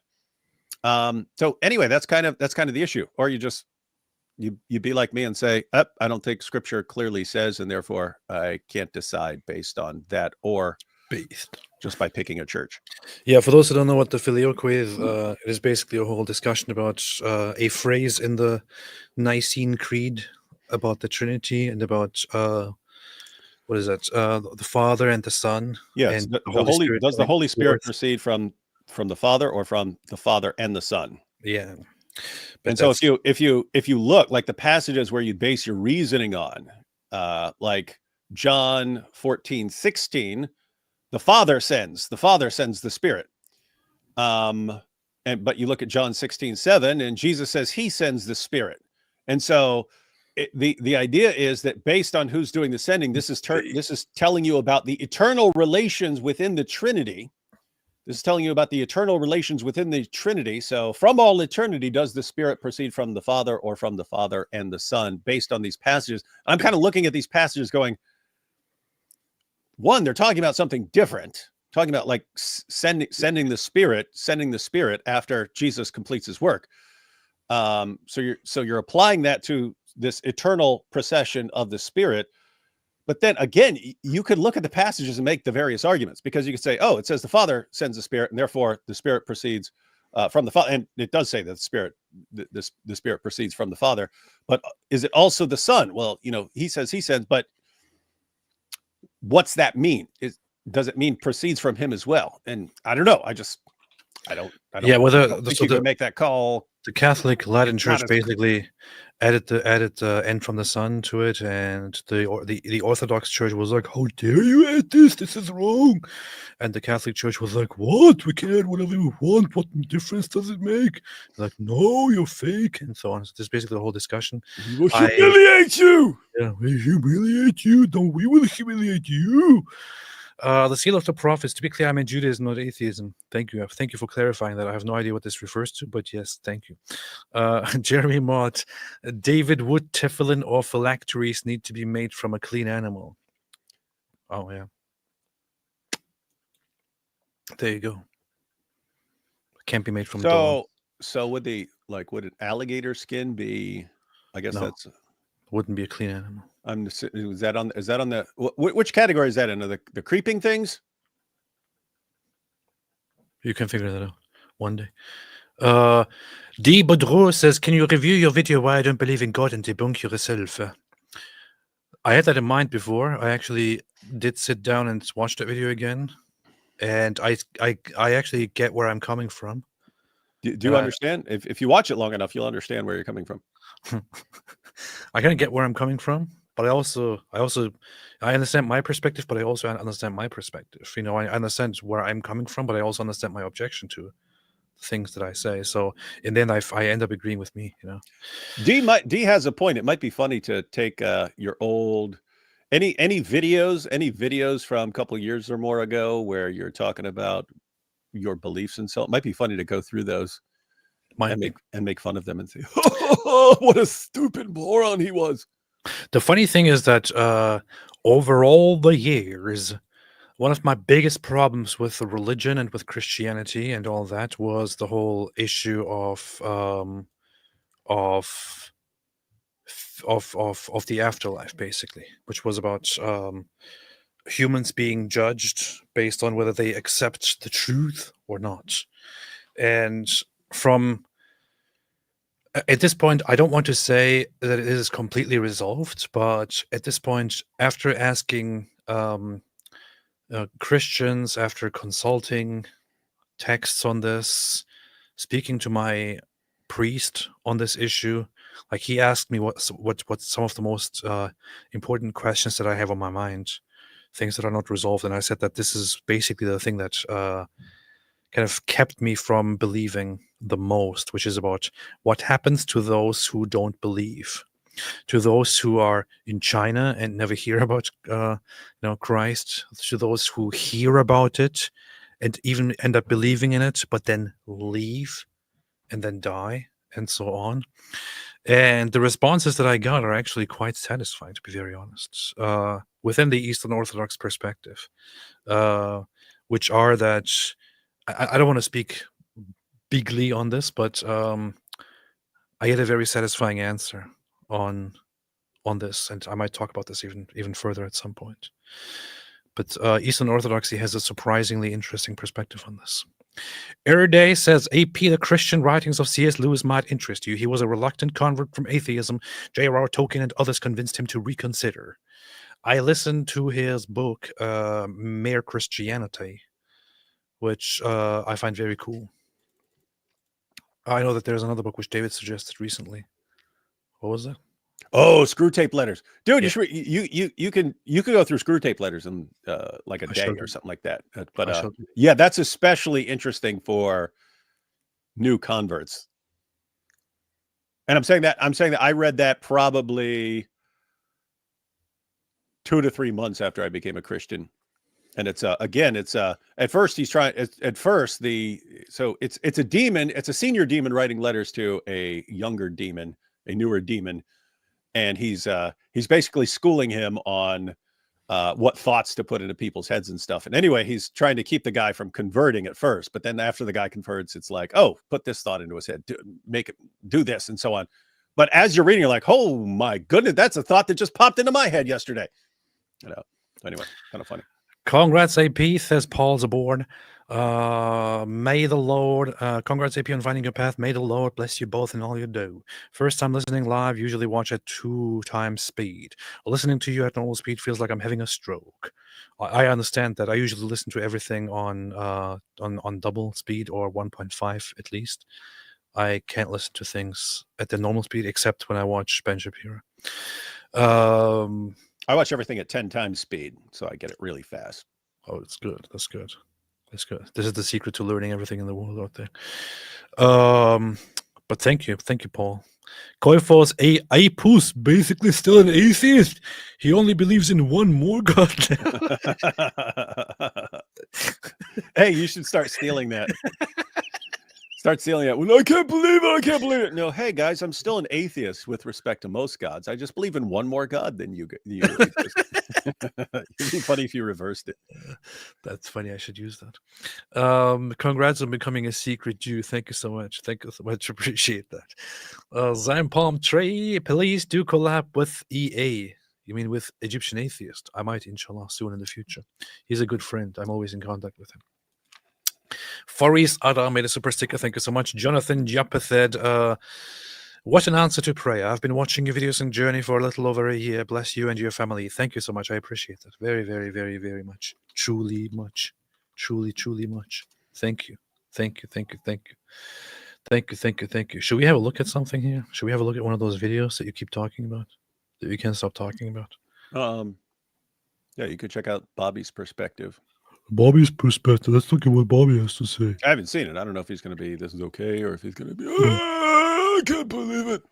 I personally don't think there's anything wrong with Apostate Prophet converting to Christianity. Because he's still doomed to eternity and Jahannam.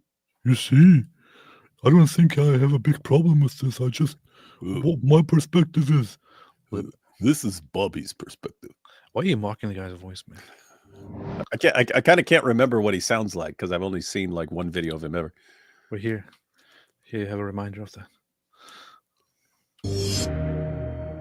All right, guys, welcome back to the channel. If you're new, my name is Bobby. Where's he from? Newsflash. He's got an accent. I have no idea. He's got an accent though. Anyone know where he's from? He's of some Balkan origin. I think like Albanian or something. But what country is he from? I don't know. I don't really know. Yeah. Whoa, welcome, guys. Where's he from, guys? Where's he from? Where's he from? Today, just a quick video. Ridvan Aydemir, also known as the Apostate Prophet, just converted to Orthodox Christianity. So if this is the first time for you seeing my face, you might... Now, I don't want to say it every time, but technically, whatever. Wonder why would I report on this subject? Well, matter of fact, I was born into an Orthodox Christian family, but later on in life, I reverted to Islam. With Ridvan, on the other hand, it is the exact opposite. It is the other way around. He apparently was born into a Muslim family, grew up in an Islamic household, according to his reports, and so now later in his life, he accepted the Orthodox Christian faith. Let's read his ex-post here, and then I'm going to give you my commentary. Ridvan writes, for 10 years, I was an atheist and agnostic. Yeah, well, that is a contradiction, of course. You're either an atheist or an agnostic. Are you stupid, Bobby? He was an atheist. So for part of the 10 years, he was an atheist. And then more recently, he became an agnostic. He didn't consider himself an atheist anymore. So a couple things. One, the way some atheists define atheism, there's no inconsistency there. They define atheism as lack of belief in God. So you can be an agnostic and lack belief in God. So no, I think I prefer the traditional definitions to where you actually have a clear distinction between the two. But even granting the clear distinction, in which case these would be different categories. For 10 years, he was... Yeah, if you wanted to get technical and say, but not simultaneously, he says, and I was atheist and agnostic.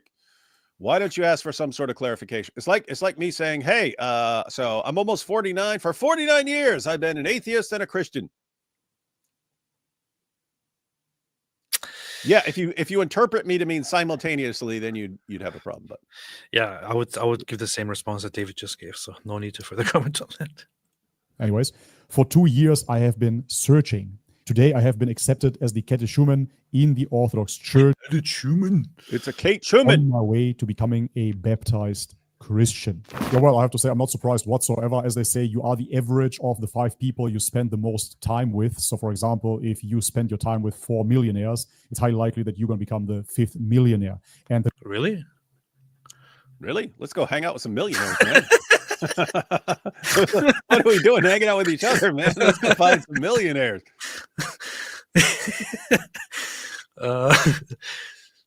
The funny thing is that he just read it right here. Today I have been accepted as a catechumen in the Orthodox Church on my way to becoming a baptized Christian. But he treats it the entire time like, and he has converted to Christianity.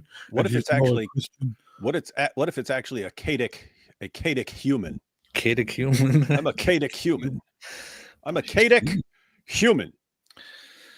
But it rubs off, guys. It rubs off. So look for a millionaire to hang out with, and you will become a millionaire too. It rubs off. Good point. The Ridvan here, supposed atheist for 10 years, agnostic and whatnot, but he was surrounded by Christians all the time. Yeah, with what kind of Christians, Bobby? With what kind of Christians, Bobby? With what kind of Christians, Bobby?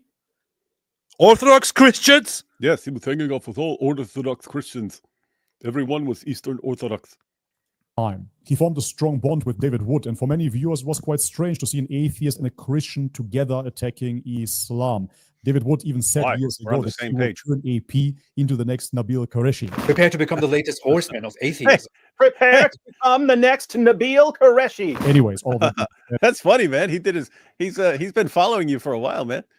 His due research here. Paul. Yeah, that was us as far as a debate challenge back in the day. That's funny. Yeah. It's kind of funny. We never followed up on that debate. No, now we can't. It's ruined forever. Yeah. As I already mentioned, I'm not surprised at all that he now turned Christian, being surrounded by Christians all the time. Well, go figure. But what is really funny here... This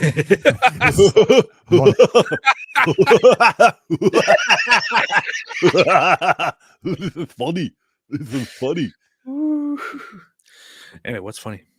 Looking at this picture, what do you notice? Of course, I don't have to tell you. Wife is wearing a hijab. Yes, the headscarf, of course. And as we know, AP has been at war with he left Islam over the hijab. He said, hey, if there's a religion in it. If women wear a hijab, I will be out of this religion. He declared war on Islam because of the hijab. And now, look at the irony. Look at the irony. His wife is in a hijab. Oh, what a hypocrite. What a hypocrite. He left Islam because of the hijab. Wearing a hijab. Oh, my goodness. It's so Now, funny. I have a few questions. One of those is, this guy is from an Orthodox Christian background, so he should probably be a little bit familiar with Eastern Orthodox, culture and background and all that.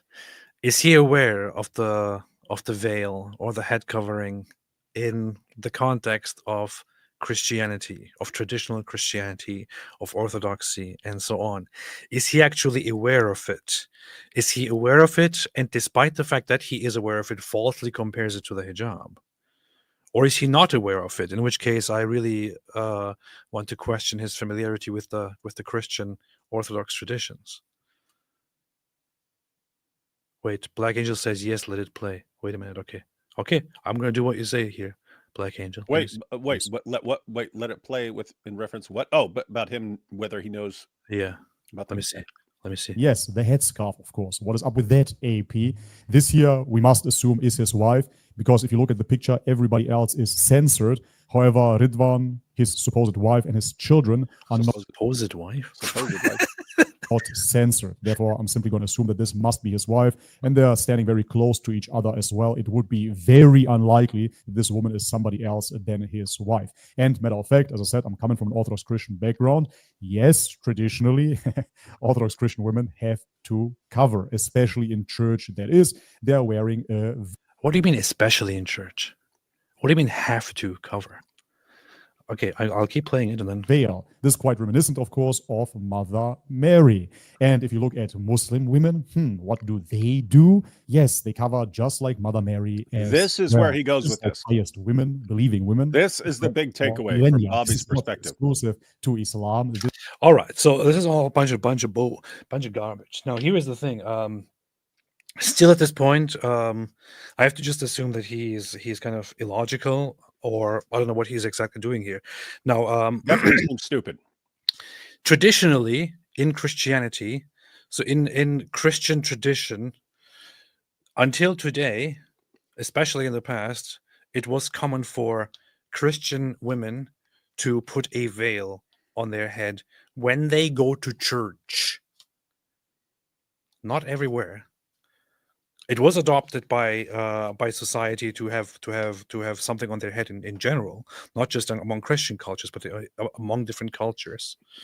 Also for men, by the way, to wear something on their head. However, when they would go to church, in Christian tradition, when they go to church and they engage in public prayer, the men take off what is on their head. Most men used to wear something on their head outside in the past. Men take off their hats and put it away. Women, on the other hand, put a certain special veil on their head in church. This is not because the text says something like, and women must be covered up at all times. It is rather because in the New Testament, you have Paul saying that what's the reference here? Is it Corinthians? 1 Corinthians. Yeah. 1 Corinthians 1 Corinthians 11, 15. Which one is that? Which one is that? Oh yeah, here. So here is the passage, 1 Corinthians 11. Now, it talks that this is a letter sent to the Corinthian church, to the Corinthians as a community, telling them basically certain basics on how to behave, what to do, and so on. There's so much in here. But it says here, follow my example as I follow the example of Christ. I praise you for remembering me in everything and for holding the traditions, just as I passed them on to you. But I want you to realize that the head of every man is Christ, and the head of the woman is the man, and the head of Christ is God. Every man who prays or prophesies with his head covered dishonors his head. As I just mentioned, men also used to wear something on their heads during the day outside. But when they go to church and they engage in prayer, they take the hat off and put it aside and pray. Later on, they can put the hat back on. But every woman who prays or prophesies with her head uncovered dishonors her head. It is the same as having her head shaved. For if a woman does not cover her head, she might as well have her hair cut off. But if it is a disgrace for a woman to have her hair cut off or her head shaved, then she should cover her head. This is about prayer, about praying and prophesying. This is about praying in public, also known as praying in church. So, based on this tradition, Christian women for most of traditional Christianity have been going to church and putting on a veil. And this veil can be kind of a loose veil, can be, I don't know, some sort of veil, but just a veil to signify this, to then pray with that. When you are outside the church, when you're done with church service, it's like it has been culturally or traditionally dependent on what women do there. Some take it off, some put something else on, some keep the veil, and so on. The men put their hats back on. This is basically what it is. There is, as far as I know, there is no evidence or no instance in history ever where the churches enforced covering women up and saying you have to cover up, otherwise you will be destroyed and humiliated. Some had certain demands, such as if you want to attend, you need to have something on your head. It is what the Bible says. But there was never kind of like an enforcement of putting a head cover on women. And women who do veil themselves in church do not go outside and veil themselves forever. They don't wear it for life. It is not something that is enforced on women. It is simply about prayer, about worship. Suppose AP has never heard about nuns.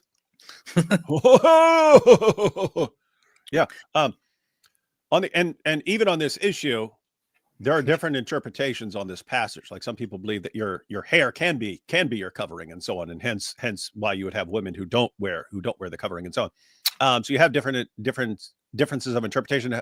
However, Muslims never seem to understand objections to the hijab. The objection is not that women are wearing a covering. Yes. The objection is like beating them into doing it and so on, making them do it, forcing them to do it. It's just a different category. So take Iran, where I'm not wearing the head covering. Okay, well, we're gonna beat you, we're gonna grape you, and then we're gonna lock you up and torture you for years. Okay, that's what we're objecting to. And then this giant walking clown emoji. But look, then you end up with the same thing. Yeah, You don't. yeah. You don't.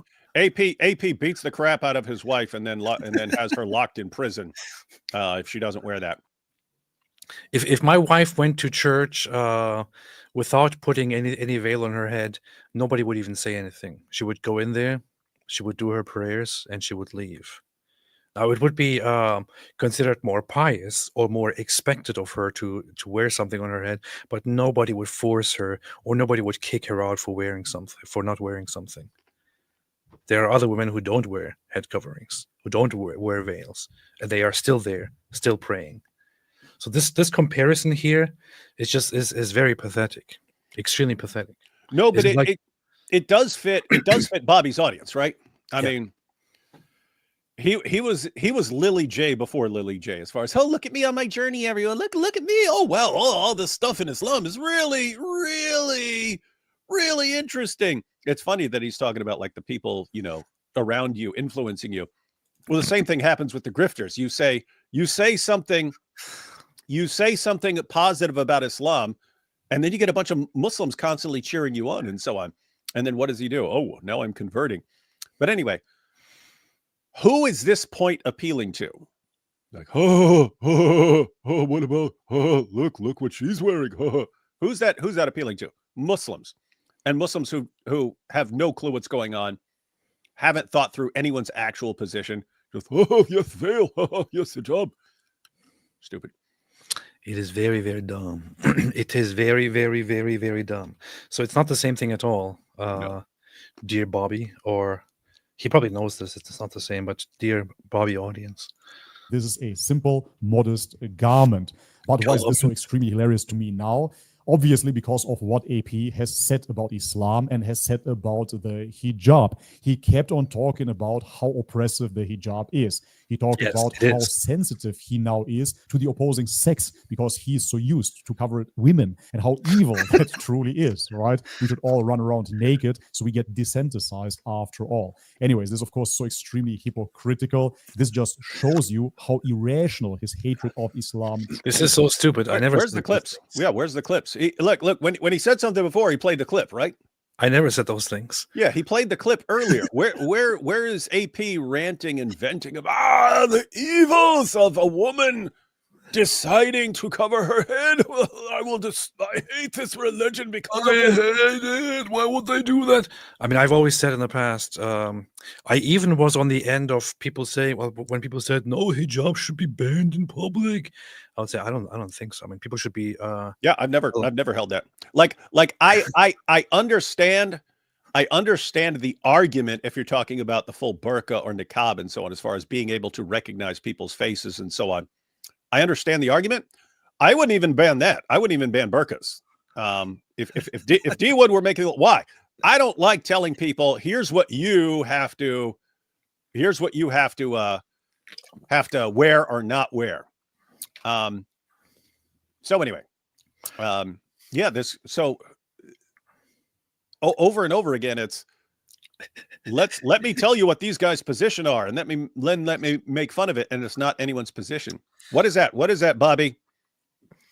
That's called a straw man. Straw man. That's called a straw man. You're attacking AP for a position that he does not actually hold. And AP has said in the past that women should run around naked. I know it. What? So stupid. I still think that the hijab is oppressive, and yes, it is oppressive. It's extremely oppressive. It is. And if Christians did the same thing, if Christians had the same idea about the hijab, about veils, I would also think it is oppressive. They simply don't. Truly is. In Islam, oppression, but in Christianity, this is seen as something modest, something beautiful. Because it's different. Oh, he's got the clips now. He's got the clips. He's got the receipts. I'm not saying I'm a rapist, but I'm saying I am definitely much more sensitive to sex and to I was healthy sexuality of Islam, and everybody knows. What's wrong with that? That's you have healthy sexuality. What is truly? What's wrong with that? That's and everybody knows. I thought this was going to be I thought this was going to be the clip of you saying, if a woman decides to wear something on her head, this is why I left Islam. I want the clip where I say women should run around naked. Where did I say that? I want that clip.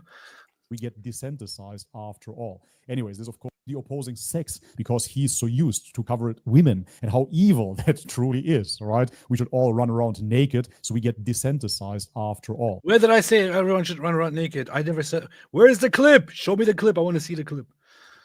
Comes from an Orthodox Christian background is the iconography, the symbolism in the church, the stuff that you can see in the background. What does he say about this? What does he say about this?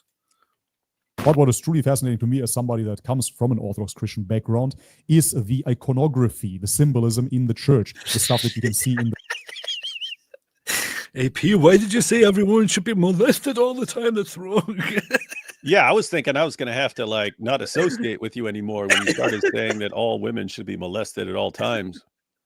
The background there, the cross, the depiction of the crucifixion, depictions of Jesus, the Last Supper, supposed saints, etc., candles, you name it. I'm really looking forward to the explanations that Ridwan will give about the so-called... The candles? Wait, am I getting... What's with the candles? Jesus, the Last Supper, supposed saints, etc., candles, you name it. I mean, I understand why he would address the iconography, but what's with the candles? I don't know. What's the problem with the candles? I don't get it. Yeah, I'm wondering what his point is. I wonder how he explains the candles. What? I'm really looking forward to the explanations that Ridwan will give about the so-called holy mysteries of the Orthodox Christian Church. And I really mean this. I'm not trying to be cynical. I find them very based. or sarcastic here. I'm really looking forward to see how he will start justifying those practices. Because if you genuinely, honestly look into Christian church history, or if you look into the early teachings of the first Christians, or let alone the original teachings of Jesus Christ, obviously you won't find anything like this in there. Iconography, the early teachings All right, let's have this again. of the first Christians, or let alone the original teachings of Jesus Christ, obviously you won't find anything like this in there. Iconography is something that developed way, way later. This is not something. What the hell is with the sound effect? Is that his sound effects or your sound effects? It's his sound effect. Why did you just put a random sound effect here? Yeah, what do you? And why is it like so loud that I thought I got scared for a second? Iconography. Man, hey, if you're gonna have random sound effects, AP, show him what a random sound effect sounds like. What about a random sound effect sounds like? Let's see. I still haven't installed my thing, but well, thank you for ruining that awesome moment we were about to have. Urinating upon one another. There we go. That's what they do. Are you happy now? Yeah, there we go. Nice and random, everyone. Nice and random. La la la la la la. Iconography. I'm kind of curious about his take on iconography because I'm pretty sure it goes very, very far back. Yeah, just I mean, Very ancient churches and stuff. We know it goes pretty far back.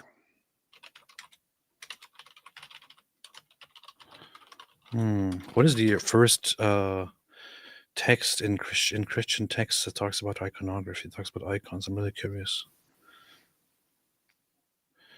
La la la la la la la la. So first century, first and third centuries, there was minimal iconography, like the fish, the anchor, the CR, the Good Shepherd.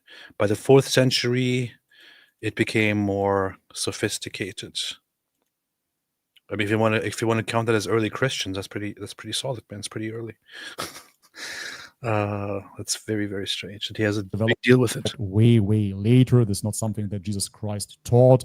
He didn't teach the liturgy either. He didn't teach hanging. Did he just say liturgy? I don't know what he said. He didn't teach hanging choreography, something that developed way, way later. This is not something that Jesus Christ taught. He didn't teach the liturgy either. The liturgy. He didn't teach hanging crosses or hanging him crucified as a little wooden statue in those churches either. So I'm really looking. Yeah, that's true. That was developed after the death of Jesus. What exactly does that mean, however? The liturgy was not taught by Jesus. It was indeed developed. The liturgy that is used in Eastern Orthodox churches was developed and written by Saint Chrysostom, who is very, very significant of the church fathers. It wasn't taught as is by Jesus himself, although it involves lots of phrases and lots of passages from the Bible, Old Testament and New Testament. But what exactly is the point here? He's thinking about Christianity like Islam, basically. It's like, where did the Quran say? Where did Muhammad say to make YouTube videos? Oh, busted! Guess what, Bobby? Muhammad did not say that the Bible's been corrupted, yet you believe it. You see, you believe all these things that Muhammad didn't believe, and it's the opposite of what Muhammad believed. Oh, busted.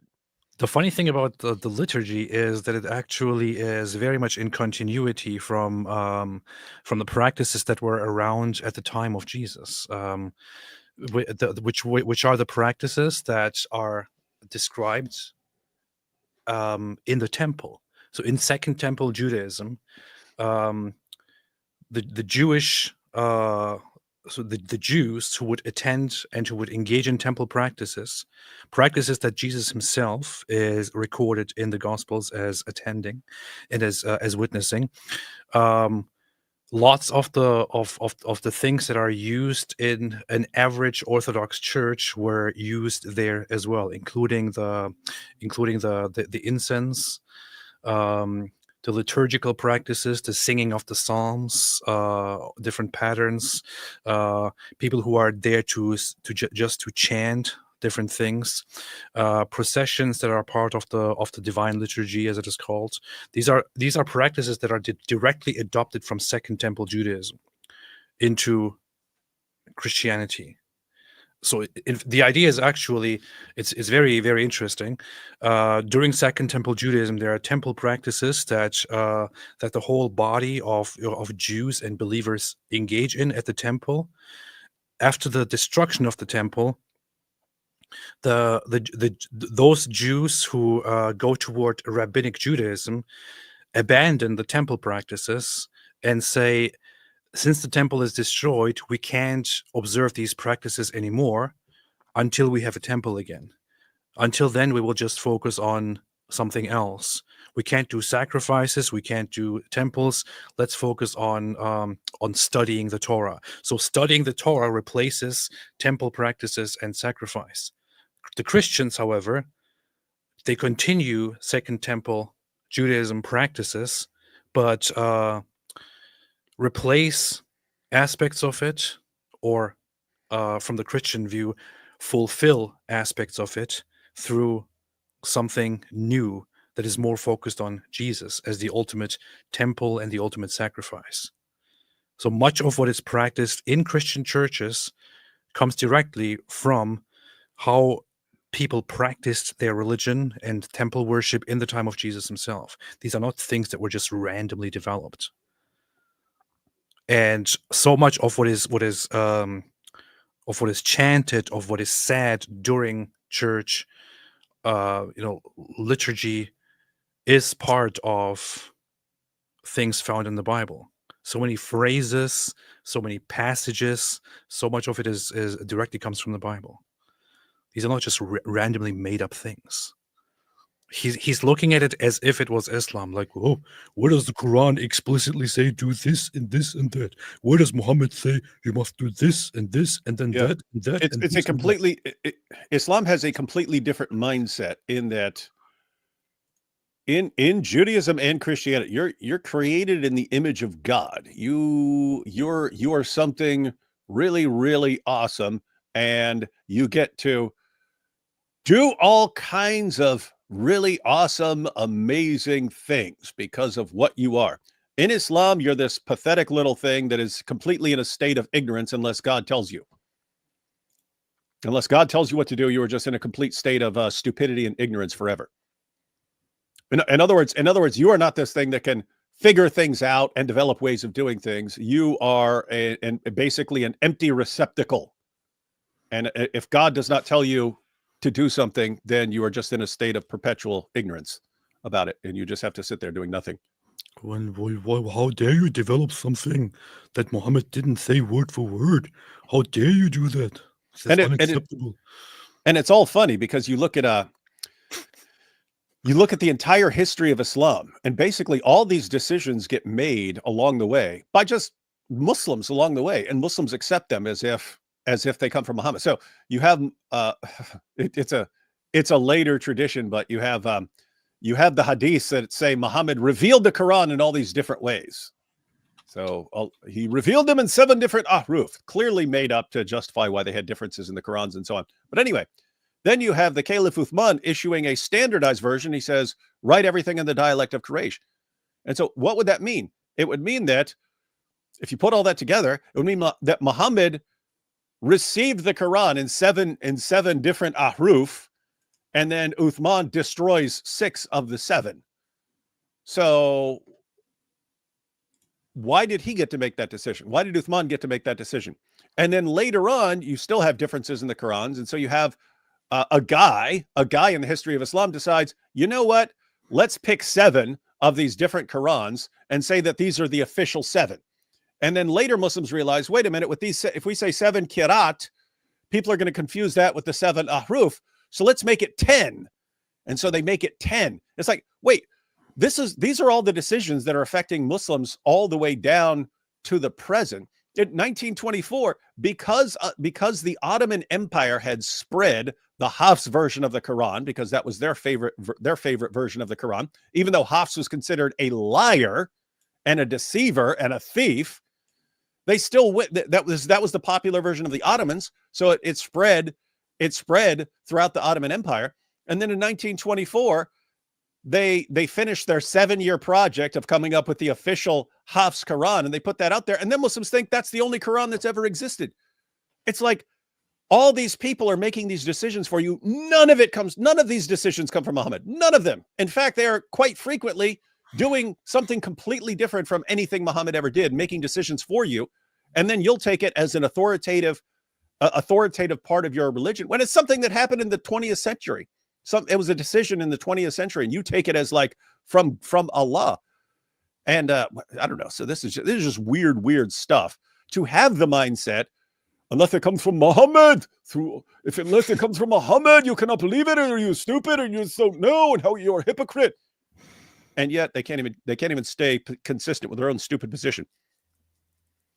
That's funny. I'm very surprised and kind of happy to see that the Orthodox Ethos is watching this live stream. So Orthodox Ethos is quite a popular online Orthodox channel that I believe belongs to or is led by Father Peter Heers. Very, very honored that he's watching.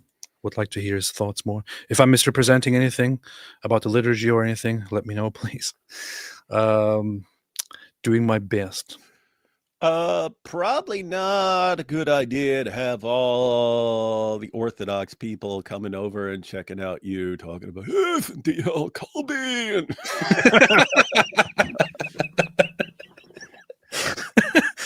I'm just saying people are going to watch one of your live streams and be like, we need to excommunicate him from the Orthodox Church. That would be funny. That would be funny. Yeah. Did you listen to Temu Epstein, Tate, and get your PhD? Is that why you want? Is that why you want women to walk around naked? Good point. I thought you're looking into Christianity. You're sending mixed messages. Kate Canada came up with Temu Epstein on X. I saw that. It's funny. It's funny, man. We need to talk about Andrew Epstein again soon, maybe this weekend. Hey, you should contact Milk Bar or Murdered by Crayons and ask if they want to jump on and go through the latest developments. Inshallah, we'll do that. We'll do that. We'll do that. And let's see quickly here. Response. The Orthodox Ethos, we appreciate you too. Thank you. Thank you. That means a lot. That means a lot. Thank you so much. That means so much. Thank you. Microkernel, the faith is in the Psalms. Have a blessed Lent. This is true, you see. Bakey Stokes, AP, do you have a favorite psalm? Much love and God bless you and keep you. The one thing that brought me really opened up my heart, as you would say, to the Psalms was Psalm 23, which was very funny because at that time I'm just, of course, totally all in Jewish stuff. And then somebody sends my wife this song by this Messianic Jewish group, and they're singing this Psalm 23 in Hebrew. The group is called Mikadem, I think. It's a Messianic Jewish group in Israel, and they're singing this the song Psalm 23 in Hebrew. And I listened to that, and I thought, this is one of the most beautiful things I ever heard. I still love the song. I still listen to it, and I started reading the text of it, and it really deeply affected me. And then I decided to just read all the Psalms and also to listen to them. So I listened to the Psalms and also read them all through, and was really amazed by all of them, basically.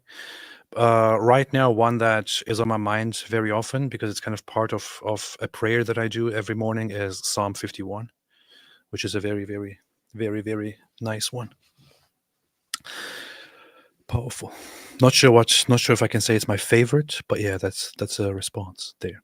Nukufui, hey Dawood and AP, you think I'll get featured in a Jihad Watch stream if I start making videos on Islam in Indonesian as an Indonesian Christian? I'm thinking something like Testify, but Indonesian. When you said you think I'll get featured in a Jihad Watch stream, I thought you were going to carry out a terrorist attack. Yeah, that's what it sounds like. But as far as Jihad Watch, if you mean Robert's streams, I don't think Robert has figured out how to play video clips yet. But so yeah, there's that difficulty. However, I will point out, making videos in Indonesian is a very, very good idea. I'm saying that just based on the number of requests. I get requests all the time. David, please put your videos into Indonesian or something like that. As if I could just do that. As if that's just some easy thing to do. But hey, listen, if you want to make videos in Indonesian, very simple approach is watch one of our videos about something interesting or something like. When I say us, I mean people who are making videos about various issues related to Islam and Christianity and stuff. Pick a video. I can say, as far as my videos, you are welcome to take anything, any of my videos or any point I ever make. You are welcome to steal it. You do not have to give me credit or use my or say I got it from David Wood or something like that. You can take a transcript, translate it into Indonesian, and then make the video yourself. And I can't speak for all Christian apologists, but there are plenty of Christian apologists who would have the same idea as me, as like, hey, if you want to like take something that I said and put it into Indonesian and stuff like that, most people would love that. So anyway, the point there is tons and tons and tons of content that's already in English that is just waiting for people to take and put into other languages. And so a good idea. And you have a really huge population there. So good idea. It would work. Don't blow yourself up. Don't blow yourself up. Don't kill anybody. Yeah, we don't want you featured on Jihad Watch for your attack. David, here's a response to you by the Orthodox ethos. David, you are right to make the distinction between the theology and the economy, but in the creed, what is being confessed is the eternal relationship. Therefore, adding it to the creed is an error. So there you have it, the Orthodox perspective in your face. Yeah, I know what's being confessed is the eternal relationship. And I'm saying, as far as I can tell from the text, I wouldn't have enough to go on to say which one is correct. But I think I might be on your side as far as saying, even if it's correct, it's not clear enough to make this a defining part of faith, because you don't have clear enough support from the Bible. And therefore, I might be in the position of just saying, okay, don't put that in there. Don't put that in there, because we're not even sure what the eternal relationship is on that. This is good to know. If the super chat came from the Catholic perspective, David would probably be on their side. But yeah, I'm saying I would see. Here's the thing. Here's the thing. We know what you're saying, David. No. I'm going to clarify it even more. If one side said the Spirit does not proceed from Father and Son, and the other side said the Spirit proceeds from Father and Son, I would not agree with either one of those positions. I would say I do not know. However, if you just said Scripture doesn't say, therefore don't include it in a creed, I could be on that side. So I don't actually know what you guys are saying. Are you guys saying that the Spirit does not proceed from the Father and the Son, or are you just saying not clear on that issue, therefore don't include it? If you're saying not clear on that issue, therefore don't include it, I'd be on your side on that issue. I think the idea is just it doesn't belong in the creed. So I see that. Powerful. But that's just what I think. Slave to Christ. Do you think salvation is assured or no? Orthodox, no. Good question. Now, David can give a 2-hour answer to this question. But I want to finish this video quickly. Crosses or hanging him crucified as a little wooden statue in those churches either. So I'm really looking forward to see how Ridwan will cope with this ultimately, and how he will justify certain doctrines. I can tell you how I cope with this. Are you going to cope? Yes, he's really bothered by this. How are you going to cope? This is so funny. This is part of the whole of the culture of what he's doing online. Like, he expects me to be like him, where I change my position on something, or change my faith, and then immediately like, okay, now I have to go online and debate and argue why I'm right and all others are wrong. I'm not going to do that. I can tell you right now, I'm not going to do that. It would be, of course, very tempting and very, very awesome, very tempting, a lot of fun for me to become a Christian and to immediately go online and start fighting with people, and immediately go online and start justifying my perspective and justifying my beliefs. I'm not going to do that. I'm not sure if I'm ever going to do that. It's not what this is about. It's not what I'm about. pretty sure I'm not going to sit here and make a video about why Orthodoxy is 100 reasons why Orthodox Christianity is true. I'm not going to do that. But the way I'm coping with it is, I can tell you very, very well, I see no problem at all in iconography. I see no problem at all. Here's the thing. Worship. Just personality wise, like, notice, guys, you don't see any icons. You don't see any icons around me and so on. But personality wise, AP historically, even when he was an atheist, had all sorts of like religious objects all over the place. He doesn't seem like he had a problem with those. No. He seemed like he liked them even when he didn't believe even when he didn't believe in them. He just liked having them around. So it would be weird if right now he's like, oh, I have a problem with a crucifix. Yeah, it's a weird expectation. I actually like iconography. I think it's beautiful. I think it's awesome, and there's something really fascinating about saints. There's something really fascinating about remembering saints with iconography.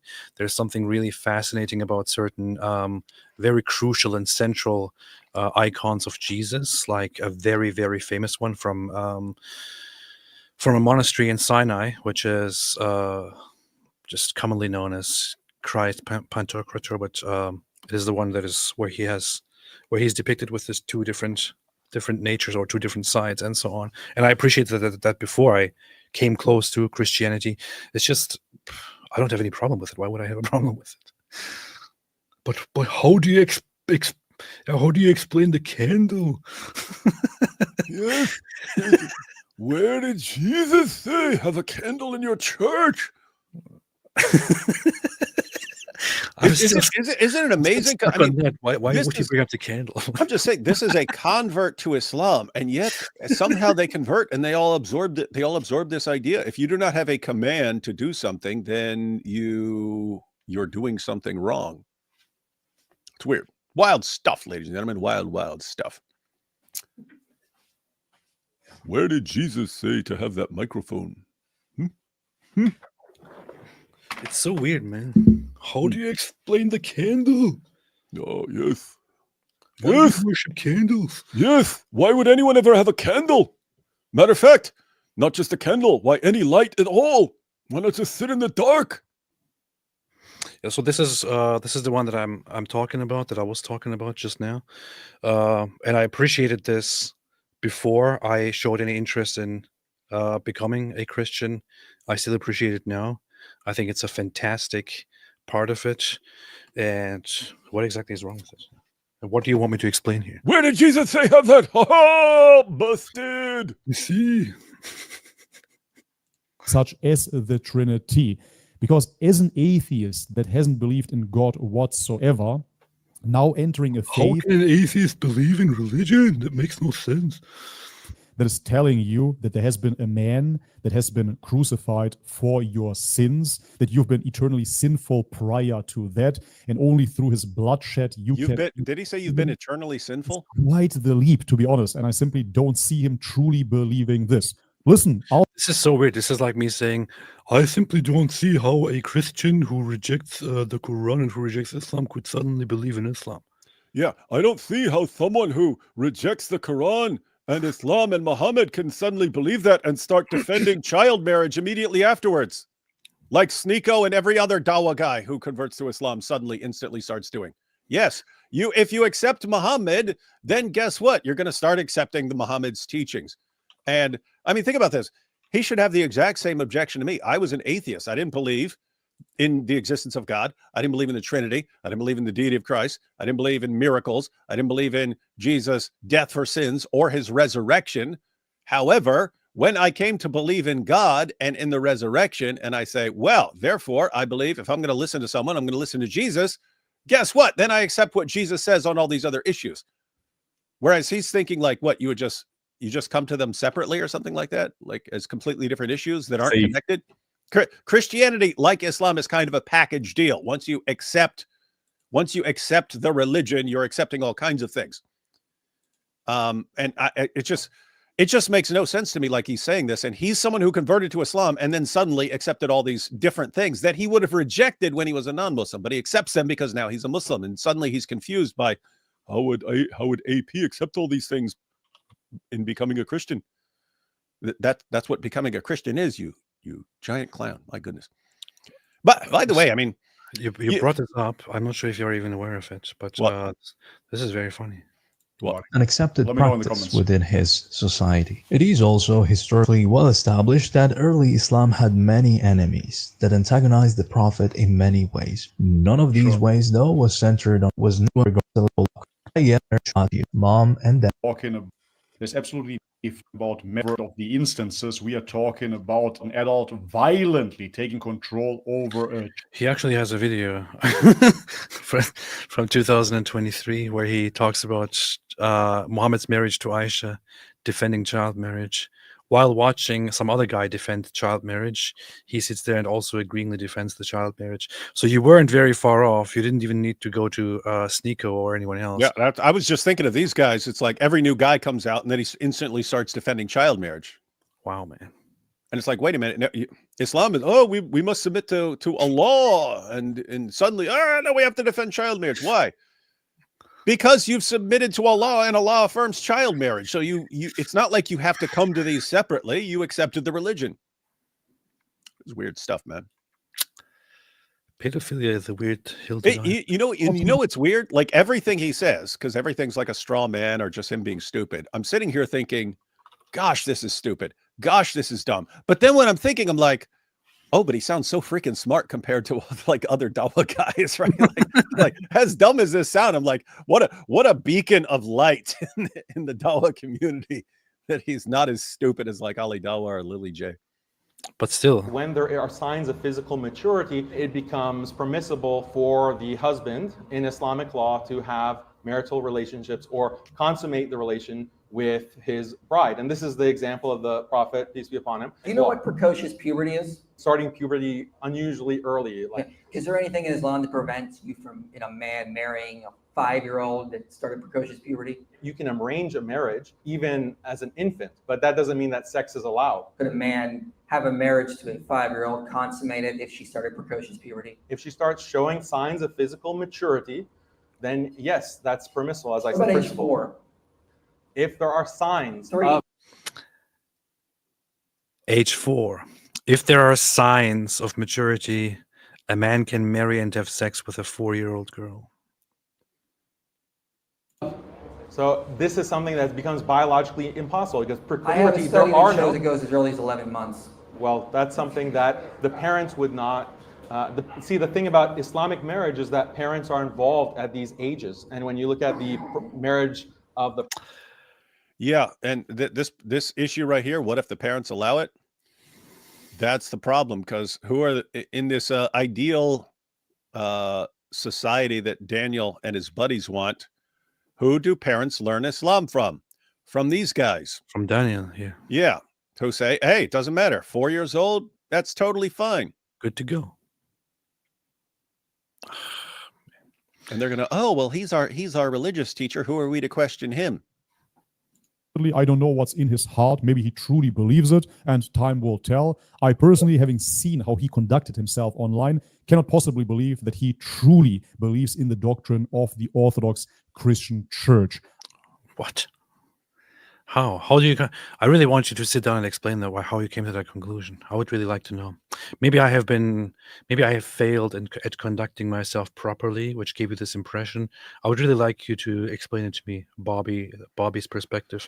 Yeah, however, considering that in the past I tried to actually invite you to have a discussion with me on things, even when you harshly criticized me and called me a liar, and I asked you to comment, we can have a discussion together on these things, and you never responded. I would say that my best guess here is that you're just going to ignore this as well and keep preaching garbage to your audience. But hey, can we go ahead and say, Bobby, you are welcome if you are confused or you would require clarification on someone becoming a Christian and why they might believe things, that can we say that he is welcome to join us for a discussion on these issues? Yeah. Okay, Bobby, you say you're confused and you want to learn and try to figure this stuff out, and we're literally inviting you to join us live for a discussion. Are you going to do that? Of course not. You'd be too terrified that we'd expose your fake prophet. But so you're not going to do that. But what are you going to do? You're going to keep going to the Muslims and talking about AP and making the points that are impressive to your community. Oh, look, she's got something on her head. It's mom. What is this religion? I believe, yet again, that he is a product of his surroundings. And matter of fact, he mentioned as well that his wife became Orthodox Christian prior to him. So I believe that he is really just following her footsteps after all. Hang on. What? Your wife became a Christian before you did. Who's she surrounded by? You, who were an agnostic at that point. And as far as not by Christians. No, she's not surrounded by Christians? Not by Christians, no. So she wasn't surrounded by Christians. So she's not what I thought people convert just based on who they're surrounded by. Well, maybe it's because I was a secret Christian, so that kind of rubbed off on her, and then she became a Christian. Mm-hmm. You know, that's how it plays out. Yeah. I don't know. No, I'm just thinking because yes, the people you hang out with do influence you and so on. But guess what? I mean, you and me, we do live streams together. Apart from that, it's not like we're around. We live in completely different parts of the country. It's not like we're hanging out all the time. So we'd hang out in live streams. But apart from that, you're with your wife, who for most of your marriage is an atheist, and she was a more hostile atheist than you were. And then she becomes a Christian, even though she's not surrounded by Christians. And then yeah, I don't know. It's actually funny because now that you say that, in more recent times, she was indeed more hostile than I was. There was a time in the past where she was kind of more tolerant and kind of closer to religiosity and Christianity, and where I was basically the one who initially, I don't know, kind of impacted her into just letting go of that. And then later on, there were times where I'm just more sympathetic and okay with religion, and she's just totally anti-religion. Yeah, that was like the past few years we've been doing live streams. Even when you were an atheist, you were kind of like, hey, if you don't want to kill me, I mean, I understand people are religious. So what? If you're not trying to kill me, then I don't care a whole lot about what you believe. Whereas your wife would be like sharing stuff from like atheists who are not that gentle. Yes. Yeah, there was a time where she was more hostile than I was. Then eventually she became Christian, and I was just out there and be like, is that what we're doing now? And I wasn't really having it, but here I am. Tim Peterson, AP, obviously the true church is 3 self-patriotic movement. What? 2nd Amish, or at least 3rd the Insular. Random obscure denominations. This kind of reminds me of a comment earlier, which said something like, the true Christians are the Amish. They're just not here to tell us all. This was kind of a funny comment. Misha SWB, there once was a scribe called Ezra. Mo thought he worshipped him in Arabia. The Jews worshipped him in Arabia. Mo was corrupted. His proof, you see, was abrupted. Jewish lady gave Mo a 7th century pager.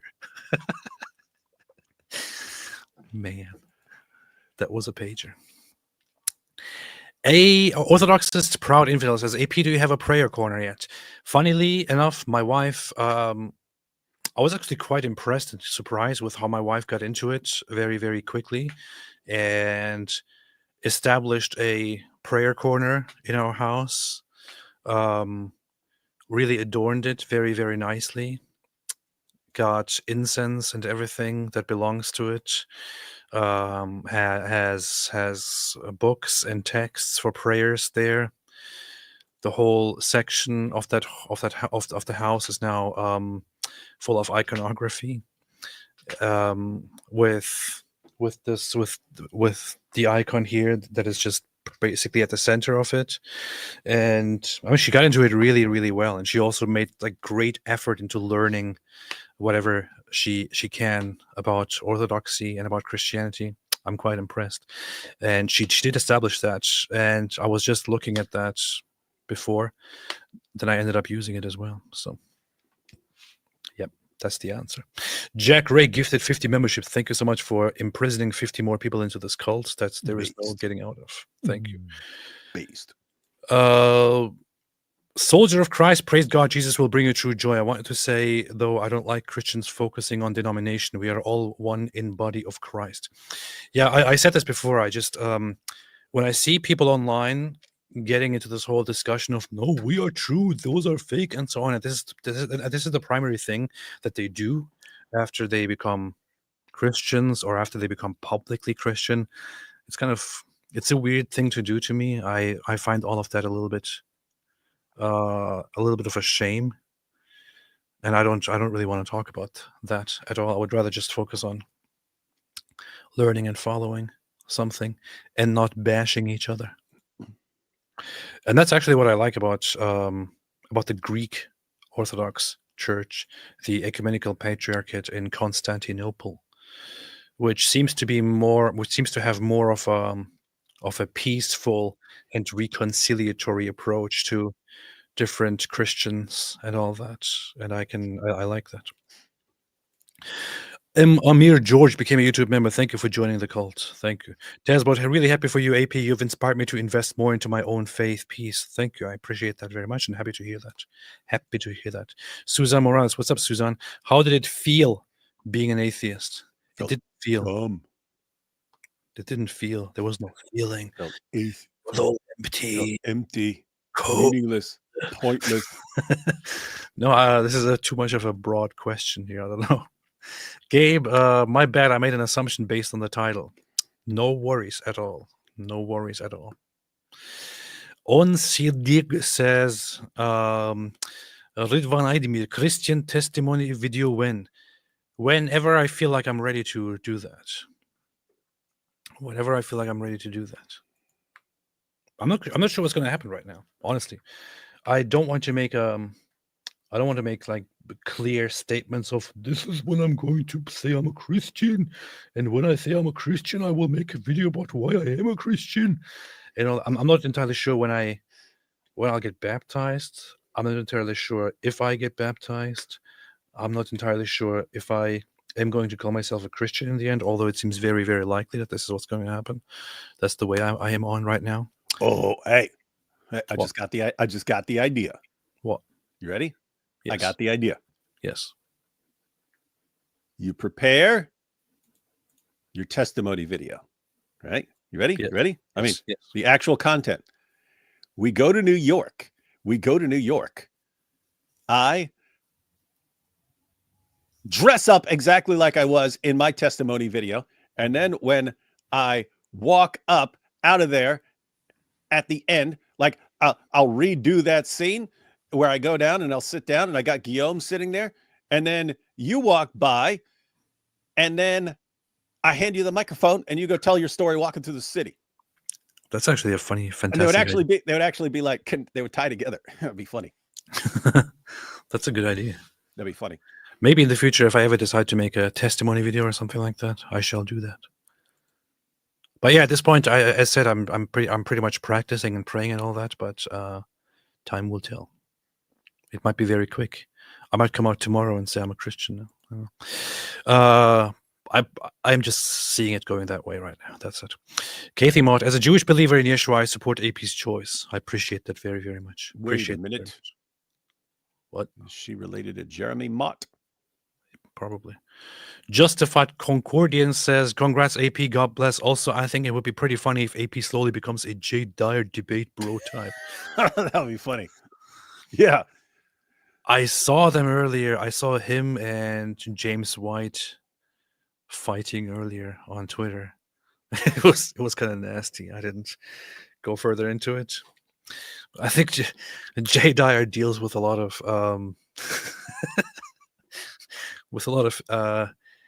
anger and resistance to responding issues. And they were having a back and forth that was going into a very nasty direction. I didn't check it out, but it was getting very nasty. Jay Dyer and James White? Yeah. Those would be kind of, I mean, those are two of the main guys as far as arguing. You know what I mean? James White kind of from the Calvinist perspective, James would be one of the main guys on the planet. From the as far as like people like who would be having these arguments online or something like that. And Jay Dyer would be one of the main guys as well. As far as people who argue about these things and like debate, they're both debaters. Yeah. I would say that Jay Dyer's way of debating and arguing might not be the most welcoming, but he is incredibly knowledgeable and thorough and all that. But it started out with James White basically posting a screenshot of Jay Dyer and saying, "Is this the guy? Is this DJ Dyer? This makes me very uncomfortable as an old person looking at his profile and so on." And then Jay Dyer was like, "You sound gay, boomer." Really? That's not that mate. That's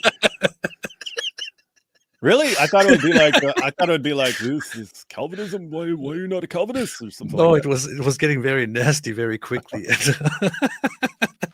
It was just personal attacks against each other. That's how it started out. CD, I told my Muslim friend his wife was a 5, but he thinks she's a 9. Can you look at her picture on the FBI's website and let me know who's right? Shut up.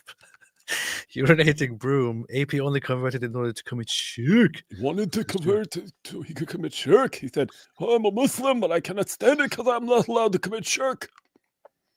Just a quick report here. Let me know in the comment section what you think about his conversion, and like the video if you enjoy my content. So like the video right now, enjoy my content and all that. Hey, you know, to be funny to it's funny these guys are all obsessed with you, but you remember when was it? Like a year? Was it like a year ago? Yes, it was. Oh, that's Dean Responds. I was thinking about something related, but who the hell is Dean Responds? Don't know, but does he show his face? What is this? It's all God logic and anyway, no, I was thinking of Jake. It was a while. David Wood gets destroyed. What was it, like 8 months ago or a year ago or something like that, when Jake, the Muslim metaphysician's like, "Oh, AP's wife has become a Christian. How's he going to deal with this? Is he going to be psychologically traumatized? How will he deal with it?" And he seemed to think that you, as an agnostic or atheist, would be losing your mind over your wife becoming a Christian. Did he say anything? I don't think he did. Ha! He's been silenced.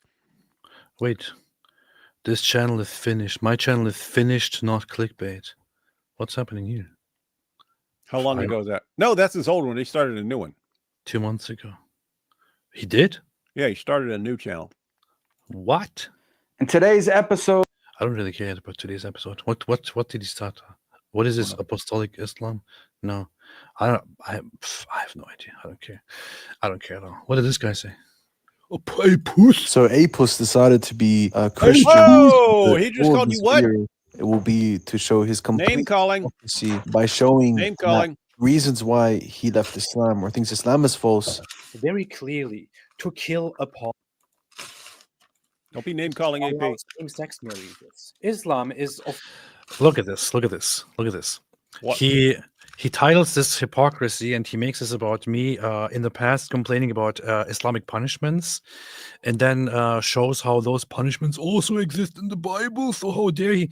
Now, how often did we respond to this? How often even as an atheist? Didn't you destroy this in your debate with Central Dawa and just say, "Hey, why don't you actually read it?" Yes. Even as an atheist, I sat down so many times arguing this. Even as an atheist, I explained lengthily again and again that no, there is no capital punishment for apostasy in Christianity.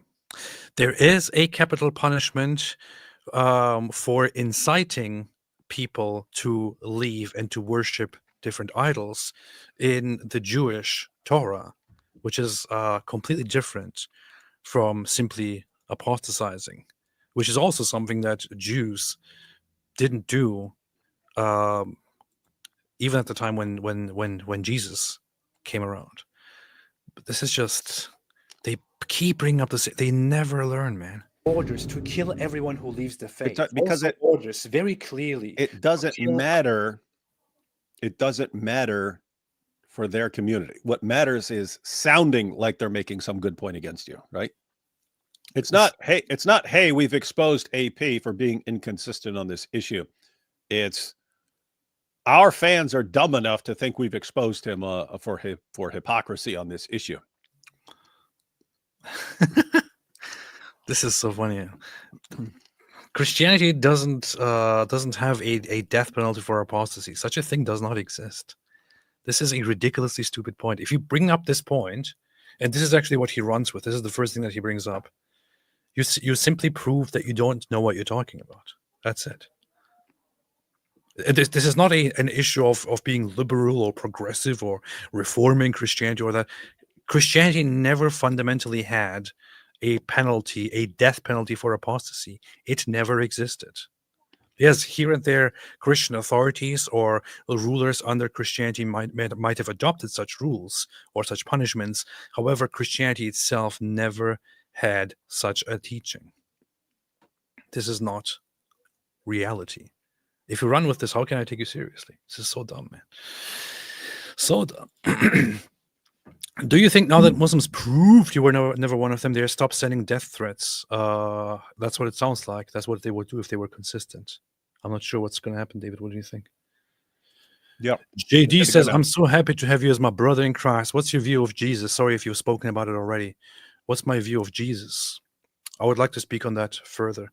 I keep most of my belief-related things more to myself and to my church, and just talk more generally about all the other stuff. You might have noticed that. Arctic Base says, Shalom, Daily Wire. This night you will learn that the singlings never forget, and I haven't forgotten Sunday's outrageous stream. Prepare. Ooh, there's a solid threat. Solid threat. Singlings. Trish Prolks says, welcome to Family AP. May God bless your journey. Thank you so much. Now there are 50,000 super chats here. I'm not sure how we can get through those. Eric Serrano says, you guys in Avery should review the Muslim argument on the God Logic channel. It was between a Shia and Sunni. It was hilarious. We'll check that out. Celeste says, glory to God, my prayer have been answered. Blessings to you and your family. Appreciate it very, very much. Thank you. Dean C. Little, this is Seeking Allah, Finding Jesus, but Eastern Orthodox version. I still think that the whole idea of seeking nothing, finding Jesus kind of sounds cool. Seeking nothing, finding Eastern Orthodoxy. Wait a minute. What? Wait. What? What? What? Is this real? I didn't check this out. I didn't see this. Wait, is that chick who's in love with Andrew Tate? Yeah, Alina Habba. Let's see. What the? She's backtracking? Wait a minute. I didn't see this. Is she? That might be worth covering. Alina Habba backpedals on Tate. The accusations against the Tate brothers are stomach churning. That is for the court to handle. What I said was, I'm always passionate about people that are vocal. That's not what you said. That's not what you said. That is very. You said you're a huge fan. Wow, man, you said you're a huge fan of two sex traffickers. Well, the good thing about this, so number one, she's of course lying, and she's trying to depict herself as kind of a victim of online manipulation or misunderstandings. The good thing is that she's publicly now backpedaling and changing her position on Andrew Tate and basically throwing Andrew Tate away and no longer publicly defending him, which is That's very good. very You want to see. So, I mean, even if people have no problem with Tate, with what Tate has done, you still want them to not be on his side and not be promoting him. Wait a minute, I got to listen to this. The accusations against the Tate brothers are stomach churning. They are disturbing. And as I will say, and I've said many times since then, that is for the court to handle, and they should handle it. Basically, people have told me you said you're a fan or something like that. Yeah, that was what I said was it's some great manipulation. So, whoa, come on, look, you know, AP, hang on, I don't understand why this is so hard. Here's how you would defend yourself, Alina. You would say, yeah, all I knew about the Tates back then was they were telling young men to be strong and to work hard and things like that. That's what I knew about them, and I saw that they were being attacked, and so I thought they were just being attacked for their strong defense of young men. So I defended them and said I'm a big fan based on that. However, after that, yes, people started showing me some of the details of the evidence against them, and I was wrong. Now that I have more information to go on, I was wrong, and I apologize for what I said. Now that I know more, I do not support these guys, and I'm not a fan. That's all you have to do. And guess what? I would be fine with that, because lots of times when someone is praising the Tates or defending the Tates, I mean, we've seen it here a bunch. I'll always say, maybe the person just doesn't know. Maybe the person doesn't know anything about them. Or knows a little bit, or got the Andrew Tate version of things and hasn't listened to Murdered by Crayons and so on. And so, but you can't do that. No, what I really meant was. No, let's listen to her explanation here, and then let me actually play what she actually said in the have past. a tremendous social media presence in terms of, and what we were discussing were politics in the UK. He was talking about running. No. And I am always passionate about people that are vocal against certain things. Now, that is very separate. I want to be very clear than accusations of human trafficking, No. accusations of anything, rape, whatever the accusations are against them. You have to put that in one bucket. And that really is a very disturbing charge. Now, I don't know the status of it. I'm also a lawyer. I know better than to talk about somebody's case. But I will say that there is no part of me that condones at all that behavior. Well, I can say that he's a rapist and a sex trafficker, but let's remember what she actually said. Nice to meet Hey. Hello, Alina. Hi. Hi. Nice to meet you. I'm a big fan. Can I be one of your cam girls? Did you hear that? Nice to meet you. I'm a big fan. That's your first words to a sex trafficker and rapist. This is literally how she began. Well, nice to meet you. I'm a fan. You're the one saving Trump. fan. You're doing more important work than me. America, not just Trump. And I agree with everything you just said. And I think that your anger is the same that President Trump has for our country. And you're just like Donald Trump. Is now for us to stop being wimps. I think that's exactly the right sentiment. And I also have to say that I beat them hoes, because I think you go through a lot of the same. Show me the person, I'll find the crime that President Trump has gone through. Did you catch that? Look at this. She was. Yeah. She says, I'm a big fan. And then she basically says that he's, and she does this throughout the rest of the show. She basically says that there's a legal war waged against him and all that. Which is his story. That's his story. That they decide, oh, here's a guy we have to stop because he's empowering young men. And that's why they're coming after him. And so what did she do? She just sold the same lie. And here's the thing. It didn't work. I'm so that's happy good. Right now. It didn't work. And I'm she so realized it didn't work. And now she has to backpedal on that. That's good. So that's happy. good. It would be better if she just fessed up and the accusations against the Tate brothers are stomach churning. They are disturbing. And as I will say, and I've said many times since then, that is for the court to handle, and they should handle it. Basically, people have told me you said you're a fan or something like that. Yeah, that was what I said was it's some great manipulation. So no, it's not a manipulation. It's not. Here's exactly at all. Hey. Hello, Alina. Hey. Nice to meet I'm you. Lily J. Fan. Well, nice. That's it. Well, she's lying, but I'm very, very glad to see that she finally changed her position. I can imagine that this happened for different reasons. One of those is very, very funnily, actually, she yesterday received a giant community note on one of her posts, which is right here. Right here. You may have missed that. Look. It's here. She posted, "Thank you. Let's pray for the many victims of human extortion as a result of the last administration's neglect and failures." Community note: Alina Habba is a supporter of accused sex trafficker Andrew Tristan Tate.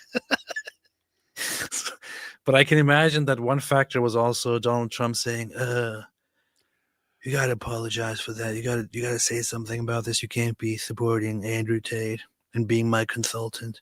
It doesn't work." Well, and I mean the way it's been presented is that the Trump administration basically rescued Andrew Tate from captivity in Romania and so on. So, and then you have, when he gets to Florida, Florida just declares war on him. The governor, the attorney general there, everyone starts going after him. And so he actually leaves Florida, runs to Las Vegas. But so it doesn't seem like he's the good selling point that lots of people thought he would be, and they're catching too much flack for it. So now they got to backtrack. That's good. I'm happy to see this development. Now, Andrew Tate was running around like, "Yeah, the administration that's supporting me." Now he has lost that support. Good. He's a rapist and a sex trafficker, I can say it, and he can sue me. Peace be upon me, AP, Ali Darwa, and Darwa clowns will start attacking you. I'm not sure if they will. Be it, congratulations. May God continue to guide you. Memorizing Psalms is super powerful, by the way. I agree. Alex, as a former atheist to Orthodox Christian here, seeing AP on his path is wild. Curious, AP, have you thought about a patron saint yet? God bless you guys. I have thought about several. Who's the patron saint of Islamophobes? That's a good thing. I have to check that. I always had one in mind, which is Saint Martin of Tours, which is that I always heard a story of when I was a little child, and I went to school and went to Catholic kindergarten, where I heard his story. And I always found it very beautiful, but I never really got it as a Muslim child. And the story basically goes that he was a Roman soldier in the 300s, early mid 300s or so, and he's riding through the night one day in a cold winter night, and he encounters a poor man who has no clothes to wear. So he stops, and because he's a Roman soldier, he has those big red cloaks. So he cuts it and gives half of it to the poor man. And later that night, he has a dream of Jesus coming to him and handing him back the cloak, after which he leaves the army and becomes a monk and all that. And it kind of has been with me all my life. And it's something that I value a lot, something I thought about, but yeah, there's lots of other things to consider. Andrew Morgan, first infant baptism I went to prior to becoming an Orthodox, I almost called child services. 16 years later, I'm an Orthodox priest. Funny. God bless you and your family. I appreciate it. Thank you. Thank you so much. Reasoned Answers. Congratulations, AP. Hey, what's up, Reasoned Answers? We've been waiting and praying for this a long time. Tell David I need to talk to him. David needs to talk to you. Get in line. You see? Everyone wants to talk to me. Never knew of Martin Thitt, MG Finn. Black Angel probably knows, since she's a Catholic from Germany. He's more known in Western tradition, but is generally considered a saint in both churches. So that's that. Urinating Broom said, now AP has to deal with Muslim objections to Christianity, such as Isaac marrying a fetus in the womb, 3 not being 1. How does AP has been criticizing child marriage, and yet he has adopted religion that teaches that Mary was 12 and Rebecca was 3. What a hypocrite! And the most important thing, why did God eat food? How can this be? Yes, he has not explained that. We're looking forward to his answers. Explain how God can eat food. Ha, you've been destroyed. This is, by the way, for those who don't know, this is not an argument that comes from the Dawa guys alone. It directly comes from the Quran. Oh. An objection by the Quran to Christians is that how can Jesus be God when he ate food? Powerful. Yes, how could this be possible? Man, they both ate food. In fact, it is a response to the non-existent worship of Jesus and Mother Mary. Here it is. It says, the Messiah, son of Mary, in chapter 5, verse 75, was not but a messenger. Other messengers have passed on before him, and his mother was a supporter of truth. They both used to eat food. What? Look how we make clear to them the sign. This is the funniest thing to me. After it says something so ridiculously stupid, it actually comes with this arrogant look. Look how we show you the signs. Then look how they are deluded. So the verse actually says, how can you believe that Jesus and Mary are God when they eat food? It's peak ignorance and stupidity on behalf of the Quran. And this is what some people believe is the true word of the Almighty Creator of the universe. Right. Did you consider Messianic Judaism, raisin bread? Yes, I have, but I don't see any point in considering that any further. You know, I respect it and I appreciate it, but that's all I can say about it. Alhamdulillah. Keith Sog made a super sticker. Thank you so much. The Loco Shabab says he kept stopping himself from saying I'm becoming a Baptist when he said he was on his way to getting baptized. You see. Christian theology and apologetics. Is your at least potential conversion being informed by evidential considerations? For example, arguments for God, Jesus, resurrection, even if it's also being informed by experiential ones? Yes, it is. In fact, I just had an hour or 2 hour long meeting with my priest in which he basically asked me to in which he asked me to he basically wanted a history of where I stand on religion and God and Christianity and all that. And I gave him the breakdown of the last 10 years or so.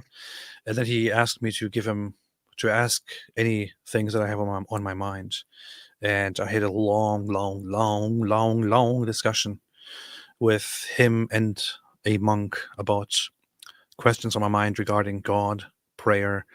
And they said, what doubts, man? You're never a real Christian to begin with if you talk like this. Afterlife, what happens to non-Christians? I said I have doubts. He said, doubts? What doubts, man? So, and it was a very, very, very, very, very, very, very rich and fruitful conversation, and I learned a lot. And he said he wants to be rich. You see, he's doing it all for money. Alaris Virus said, but I said I keep those things mostly just for now off the screens because I don't want to sit here and talk about why Christianity is true. AP is officially Greek. Free Constantinople when? Tomorrow. Cornelio Bichai Magureanu says, I will now add you to my Pomyanik at church. I appreciate that. Although I don't know what that is.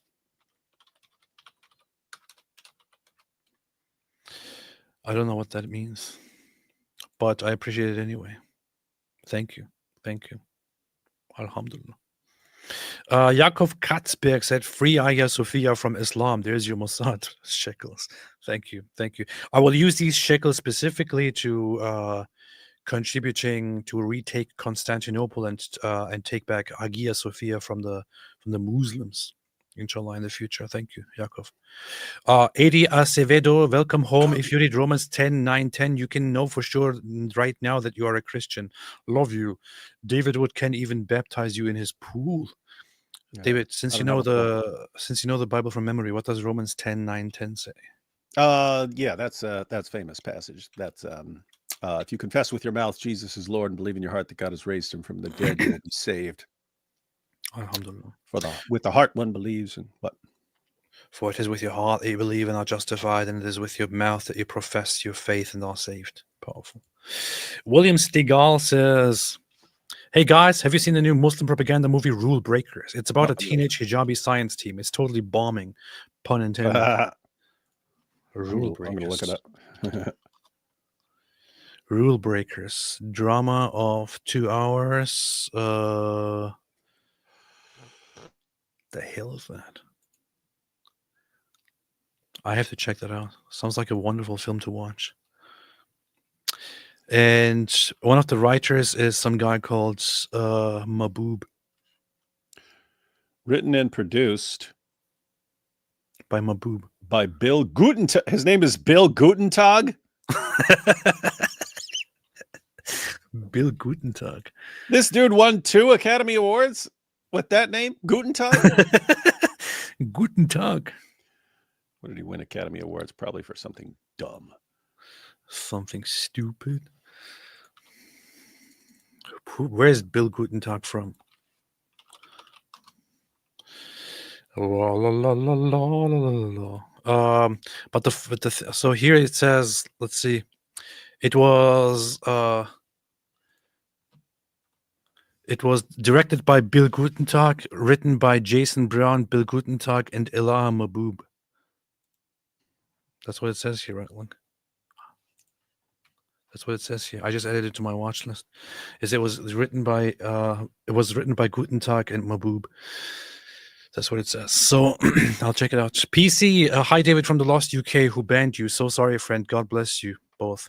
David, now that you are banned from going to the UK, do you finally agree with me that the UK is totally lost? No, but it's not looking good. That's terrible, man. What a terrible thing to say. Ex-Muslims, beware, you are in for a scare. GOUT up, you lack rationality. Without water, there would be no drowning. Stop giving into big water, you fool. Xeroxide, that what's so stupid about this guy's statement is that Islam is a literal rejection of Judaism and Christianity. It is, basically. It is also a polytheistic religion founded upon pagan ideas with just first Jewish beliefs and then Christian beliefs adopted and completely perverted. Dean C. Little, maybe I am the moron. No, you're not. Christian theology and apologetics fund the atheist. You see, AP is becoming a Christian. That means he can't be trusted. I see people say stuff like that. Like, oh, no, you can't be trusted as a rational, intelligent person. This is just so weird, but that people have this whole thing. Like, if you are religious, then you are not intelligent, you see. If you really think that way, you can be trusted. Urinating Broom, will you follow Orthodox convert tradition of becoming an anti-Semitic and using the denomination as an aesthetic prop for reactionary anti-West hysteria? I won't. There's a very funny thing, a very funny trend. Unfortunately, I see this from some people who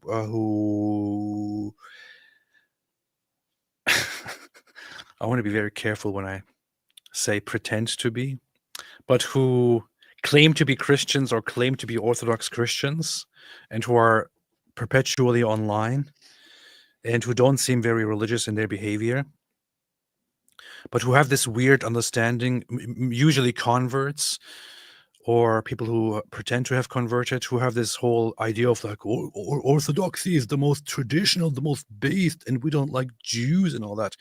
And it's a weird thing because this is not how Eastern Orthodoxy was historically, especially not the Greek Orthodox Church. In fact, here is, let me see, the Ecumenical Patriarchate in Constantinople. Pretty sure has a history of commemorating the Holocaust and speaking about anti-Semitism. And this might be a big disappointment to those who want to say, I am Orthodox because we don't like Jews. But so the Ecumenical Patriarchate has a history of acknowledging, of remembering the Holocaust and speaking against anti-Semitism, which I find very, very based on their behalf. For example, here. And this is what I decided to follow. So here's the Ecumenical Patriarch Bartholomew in Constantinople, who has been consistently participating in and remembering Holocaust remembrance. Here is the Greek Orthodox Archdiocese of America representative, Archbishop Elpidophorus of America, who gave speeches just this year about anti-Semitism and how some people try to do anti-Semitism in the name of Christianity, even within the church and all that. So this whole idea that Eastern Orthodoxy is kind of this whole anti-Semitic thing is not true, and especially not true if you go toward the Greek Orthodox Church. On the contrary, Archbishop Elpidophoros himself has spoken a lot about this. He has just this year spoken about a rise of anti-Semitism and how bad and disgusting this is. And the Ecumenical Patriarchate has had a consistent remembrance of the Holocaust and all that, for which even the Holocaust Museum in Jerusalem honors him, which you can see right here. The Yad Vashem, which is the Holocaust Remembrance Center in Jerusalem, where the Patriarch Bartholomew himself spoke, and so on, who also has very cordial relations with Israel and all that. And I feel very comfortable about this. Alhamdulillah. So that's that. In your face, David. Hey, you know what's weird? What? No, I was checking out this Rule Breakers movie. It's distributed by Angel Studios. What? Same place that puts out lots of Christian movies and like The Chosen and stuff like that. Okay, now I have to check it out. I wonder what that is. That's weird. It is flopping. It is flopping. It had a budget of 15 million. It's made back 1.9 million. So it is flopping, but has good reviews.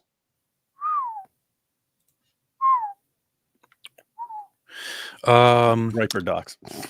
Welcome to the first steps of a journey into truth. For Yeshua, Jesus says, the truth shall set you free. Alhamdulillah. Bees, cheese, and wine, please, says, without freezers, Ted Bundy would not be able to put body parts in freezers.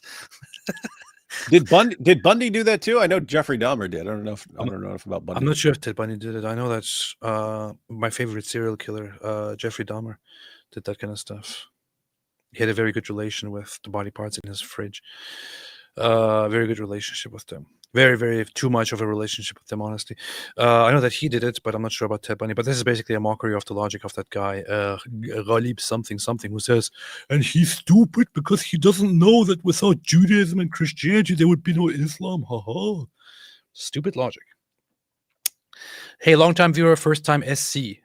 For some super chat. David, what are your thoughts on R.C. Sproul? He was a true blessing in my walk with the Lord. I recommend him AP. Thanks for teaching me so much about Islam, guys, and keep fighting on. Thank you so much. Appreciate it. David, your 2-second thoughts. Not terribly familiar. I read one book by him years ago about the gospel. It's good. Good stuff. And he started Ligonier Ministries, and they do good work. Thank you. But yeah, that's about all I know. John Sausage, Christian now. Does it mean David Wood will ultimately win your debate on morality? Yes, he did. Congrats, Ali Dawa, for coming. You hear that? Whoa, clip that. You've been humiliated. Sorry. AP, congrats for you. Ecclesiastes 2:24. David knows exactly what that says, but I appreciate it. Cruz, as a Catholic curious about your journey, was wondering what ultimately led you to choose Orthodoxy, praying for our churches to be reunited. Glory to Jesus for guiding you. Welcome to the kingdom. I appreciate it. I feel like it's such a nice thought as well to see kind of a reunion of the churches. But I talked about this before, early in the stream. Might want to check that out. Yes, man. Lorem ipsum. Thank you for the super chat. Thanks. Jeffrey Anderson, AP, do you have different feelings about engaging with Muslims since becoming Christian? Different or expanded motivation? Not saying that you will be the next Sam Zwimmer. 2 Corinthians 5:17-20. David knows exactly what 2 Corinthians 5:17-20 is, and he will tell us in a second. I do a little bit. I just want to be. I'm just overall less aggressive and less argumentative and combative, I would say. Which just shows my fantastic humility and all that, like the great humility that I have, which just makes me. I mean, I have such humility, man. It's just like, man, it's awesome. Yeah, that has changed a little bit, but yeah, I will still continue this whole thing of exposing Islam because even more now than before. I would think that it is necessary. 2 Corinthians 5:17-20 says, therefore, if anyone is in Christ, a new creation has come. The old has gone, the new is here. All this is from God who reconciled us to himself through Christ and gave us the ministry of reconciliation. That God was reconciling the world to himself in Christ, not counting people's sin against them. And he has committed to us the message of reconciliation. We are therefore Christ's ambassadors, as though God were making his appeal through us. We implore you on Christ's behalf, be reconciled to God.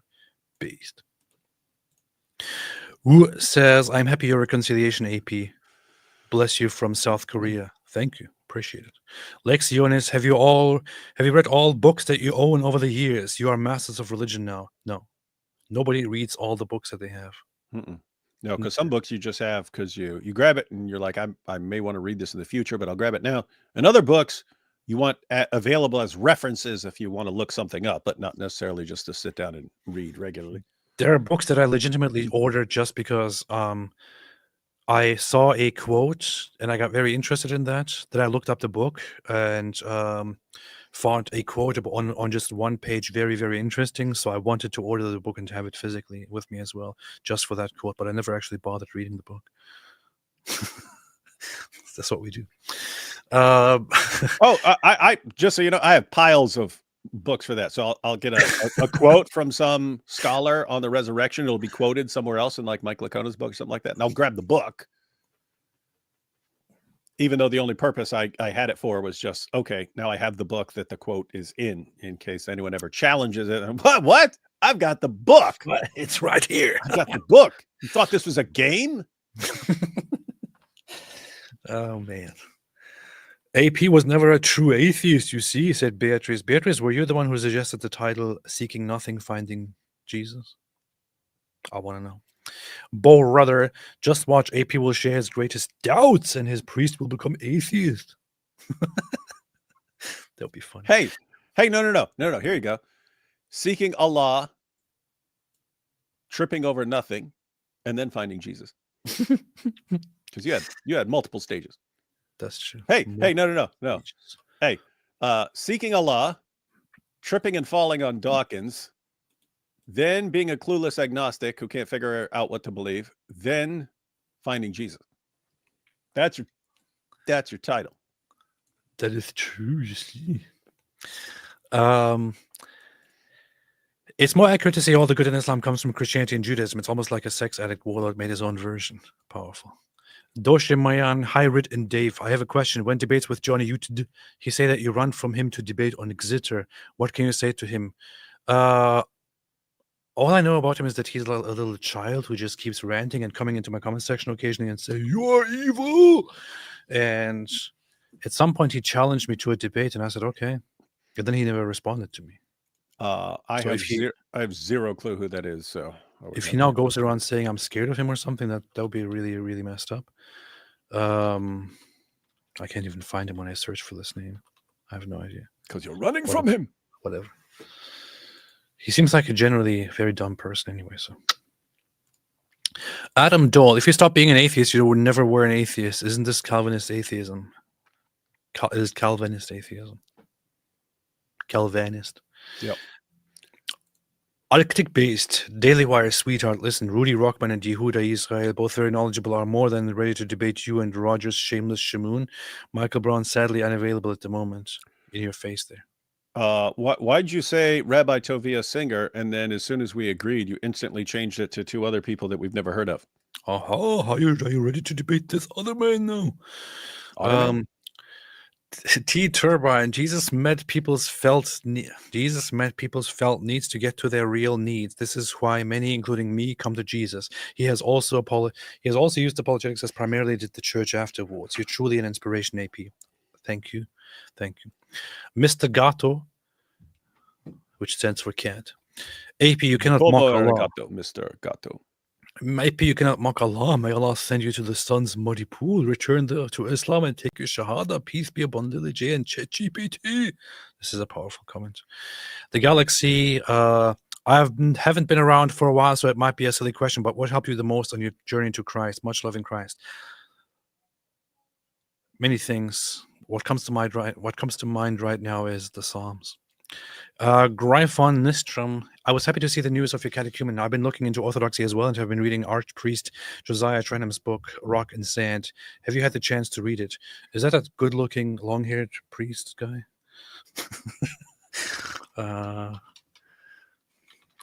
Who is that? Oh, yeah, that's him.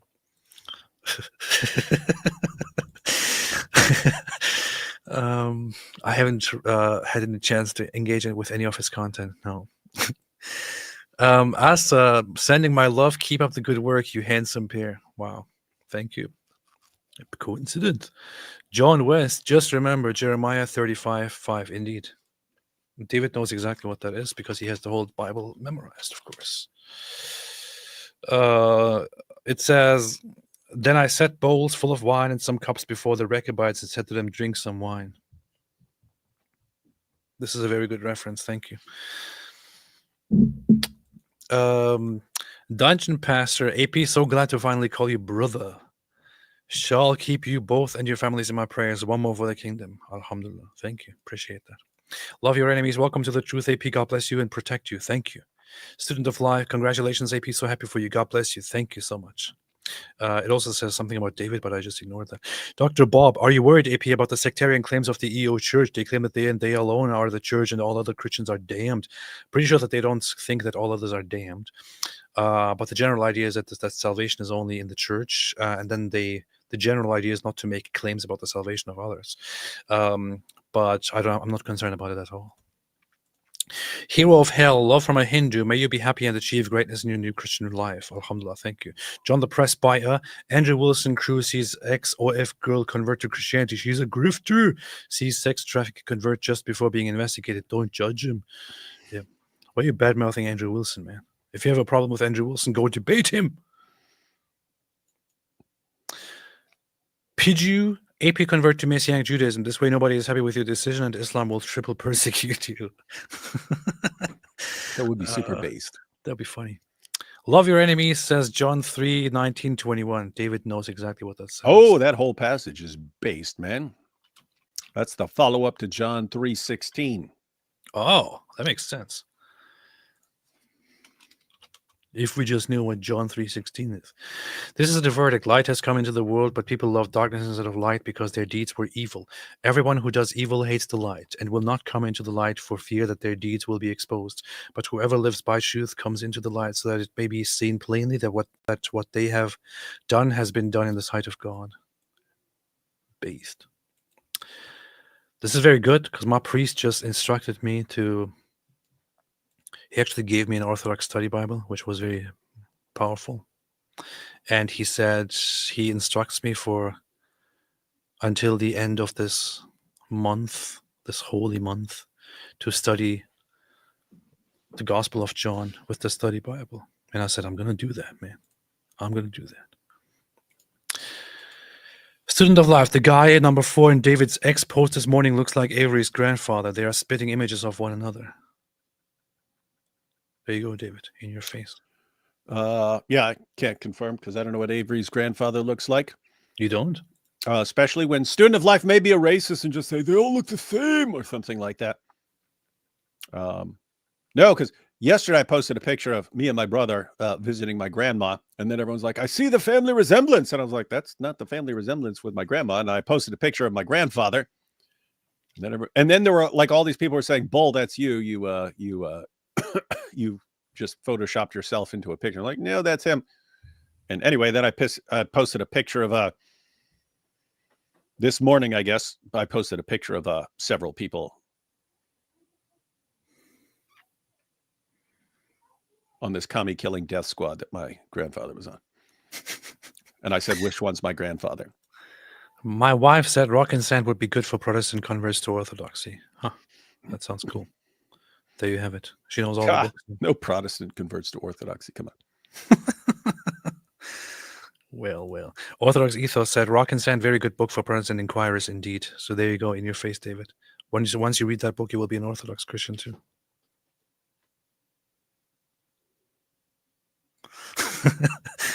Isaiah Wagner, will you guys watch Solar Eclipse tonight? Also, honestly, what's the most compelling argument you have ever heard of Islam? the most compelling argument for me is, well, there are two, I would say. One that kind of gets me almost to convert to Islam is that that Muhammad. So let me bring this up here.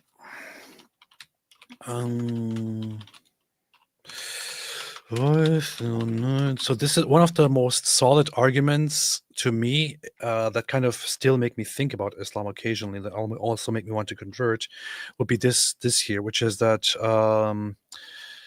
that the Prophet used to pass by and have sexual relation with all his wives in one night, and at that time he had 9 wives. This is also followed up, of course, with his followers saying and speculating that he had the sexual strength of 30 men. This, I would say, is one of the major arguments, I would say, for Islam that I think are still very, very strong, and that I think should be used in general to argue for Islam. Aside from that, there's also the one where it says that Muhammad was a prophet because he had a birthmark. The on mole, his- the mole. the mole on his back. The holy moly. Yeah, David, what are your thoughts on this? Yeah, I get asked this fairly regularly. Like, okay, so what's the best argument for Islam? And I really think they're all garbage. The only arguments you could put forward in favor of Islam, like having something to do with Islam, would basically just be arguments for monotheism. In other words, there are arguments in the Quran that are like based on natural theology and says, hey, just follow one God and stuff like that. You can look at that and say, okay, but as far as the actual arguments for the religion, what do you have? What have we seen over the years? Perfect preservation of the Quran was a total lie. Scientific miracles, total idiotic, insane nonsense. Muhammad in the Bible, all the actual arguments that it uses are beyond stupid, and they usually require like 5 minutes of research to see that they've been exposed. And for any of you atheists who are watching, why don't you apply that to Christianity? That's what we think about Christianity. Guys, I have no problem recognizing an argument, even if I disagree with the conclusion, saying, okay, I see why people would agree with that argument, or that seems like an argument that would be persuasive to people, even though I reject the conclusion. In Islam, I just don't see anything like that. All the arguments are always based on deception, and that's not a good sign of the true religion. Hey, we have a new character here, Tate Schumann. But here's the passage one more time. Anas ibn Malik said the Prophet sallallahu alaihi wasallam used to visit all his wives in a round during the day and night, and they were 11 in number. I asked Anas, had the Prophet the strength for it? Anas replied, we used to say the Prophet was given the strength of 30 men. Anas said Muhammad was given the strength of 30 men. And Sa'id said on the authority of Qatada that Anas had told him about 9 wives only. So this is still a powerful proof, I would say, for Islam, and which still makes me kind of think maybe I should believe in it, because how can it be? But yeah. Hey, this Rock and Sand is 272 pages. You guys got to come up with like a 40-page version. Come up with a 40-page version. I'll check it out. David can't read books. S says, welcome to the fam, brother AP. I'm getting into apologetics and polemics. Would love for you to check out my website, Answering Buddhism. Yes, that's one of our pressing concerns. Sometime I provide feedback. Thank you and God bless. I appreciate that. You really are doing Answering Buddhism? Is it to counter all the threats by Buddhists? We have to deal with the pressing threats of Buddhism. No, that's something I pointed out before, that different people in different parts of the world are confronting different things. Kidding. I'm just kidding.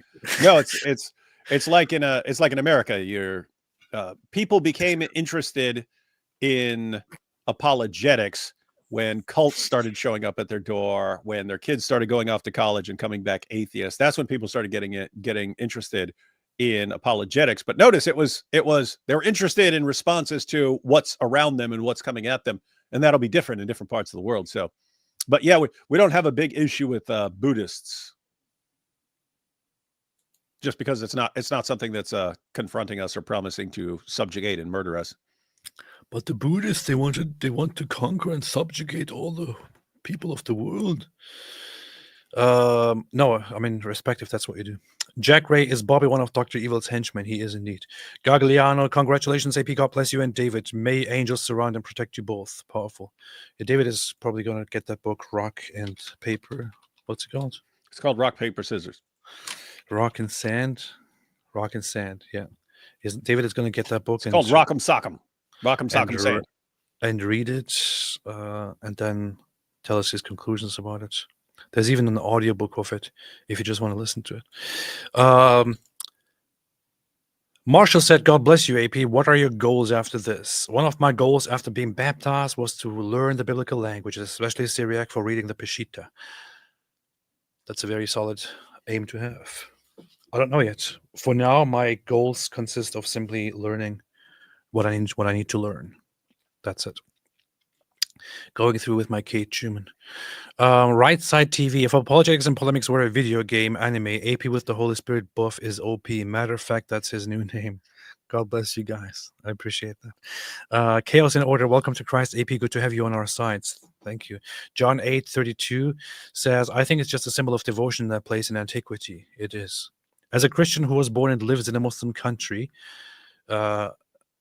by Muslim country, I guess you would refer to UK. No, it's Egypt. Okay. What liberal have done in Trump Congress speech is the beginning of the transformation into an Islamic society, even if they are not Muslim. I think we are still far away from that in America. We're still not like the UK, which is basically turning Muslim. Ida Rogozin, what's up, Ida? Ida is beast. I have the worst toothache climbing to walls. Toothache while climbing the walls while watching David Wood and AP. Life is awesome. You need to take care of that. I know what that feels like. It's horrible. It's almost as bad as gout. What gout, man? Gout. What gout, man? Arctic based. Listening to Tovia Singer in Islam is a bit like listening to AP and David Wood discussing international politics or Russia, Ukraine. Except we actually know what we're talking about. You will find better Way analysis more elsewhere. LOL. Well, the funny thing is, you say that, but then Tovia Singer spends so much time talking about Islam. Why would he do that? Why would he comment on Islam? Like, what? He could just say, I don't want to talk about this. I don't know much Islam about is so great. It's wonderful. It's based. It's the best thing ever. I mean, I love just going to the mosque and praying in the mosque. It's so wonderful. Muslims and Jews live in harmony everywhere we go.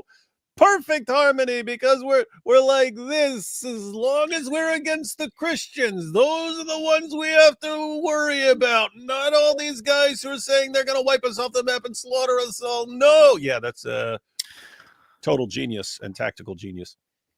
I find it funny how people like that, like Tovia Singer, are like, oh, Islam, no problem, and all that.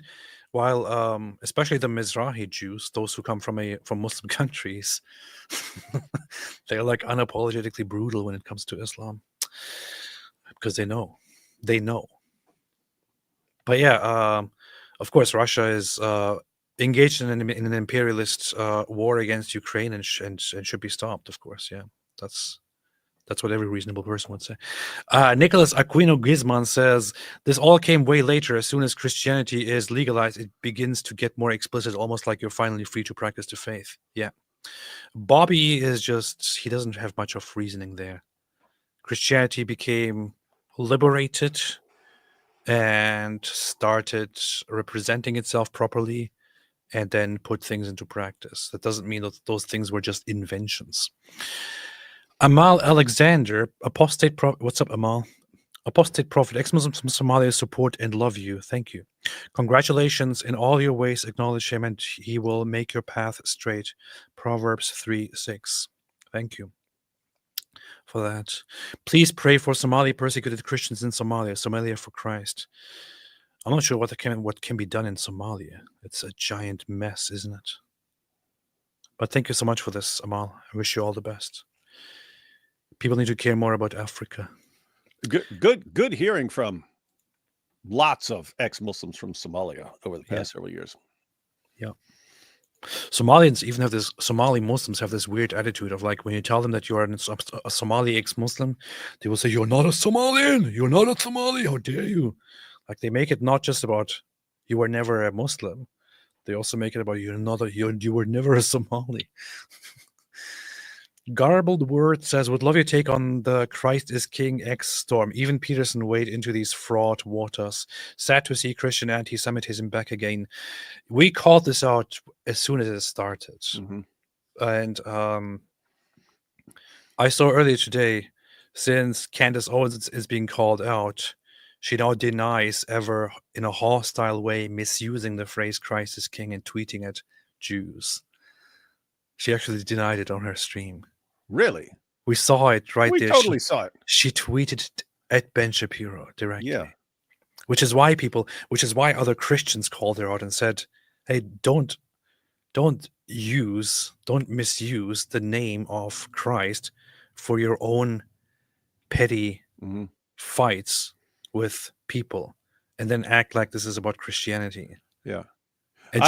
And she keeps denying that she did that and starts turning all the criticisms into, oh, so you're saying we should not be allowed to say Christ is King. It's so vile, man. Yeah, I remember back then I compared it to Black Lives Matter, right? That you take a slogan, Black Lives Matter, but then you're using that as like a shield for all the messed up stuff, because these were communists. These were communists Marxists doing all kinds of deranged stuff and grifting people and saying, hey, we need this money, and then buying mansions with it. But if you criticize them in any way, oh, you're against the idea that Black Lives Matter. Like, no, I'm against what you're doing. You just got this slogan that you hide behind and you attach to everything. That way, when someone points out your awful behavior, you say, oh, they're objecting to the idea that Black Lives Matter. It is the same thing with Christ is King. You got all these guys posting all this anti-Semitic stuff. We hate Jews, we hate Jews, we hate Jews. By the way, Christ is King. And then as soon as you say, hey, quit being so messed up, they go, oh, you see, they're flipping out because I said that Christ is King. Jeez, look at this. What? Wait, So she responding to Andrew Wilson? No, Andrew Clavin says the problem with arguing with anti-Semites is that they are genuinely stupid as bricks. They say Christ is King and America first, then make excuses for Iran's government of radical Islamists dedicated to U.S. destruction. They think Gentiles have tormented and persecute Jews in one nation after another, so there must be something wrong with Jews. Really, you know what's very funny? I have seen actually lots of pretend Christians bring up this whole thing. Oh, Jews were kicked out from so many countries. That means there is something wrong with them. Yeah, Christians are persecuted around the world, so I guess it's Christians, right? But isn't it in the gospel where Jesus says that that you'll be hated by all people because of me? Yeah. Yes. And if you were of this world, everyone would love you and all that. So it's a very weird thing as a supposed Christian to use as a reasoning to hate Jews. Yeah. In other words, I understand like an atheist maybe using that or something like that, but a Christian, come on. And I pointed out before, it's a similar thing that wherever you go, people have a reason for hating Christians, right? Like you go to a communist country, it's Christianity stands in the way of the flourishing of the communist utopia, and so Christianity bad. You go to the Muslim world, Christians, they believe in Jesus and they worship him, and so Christianity bad.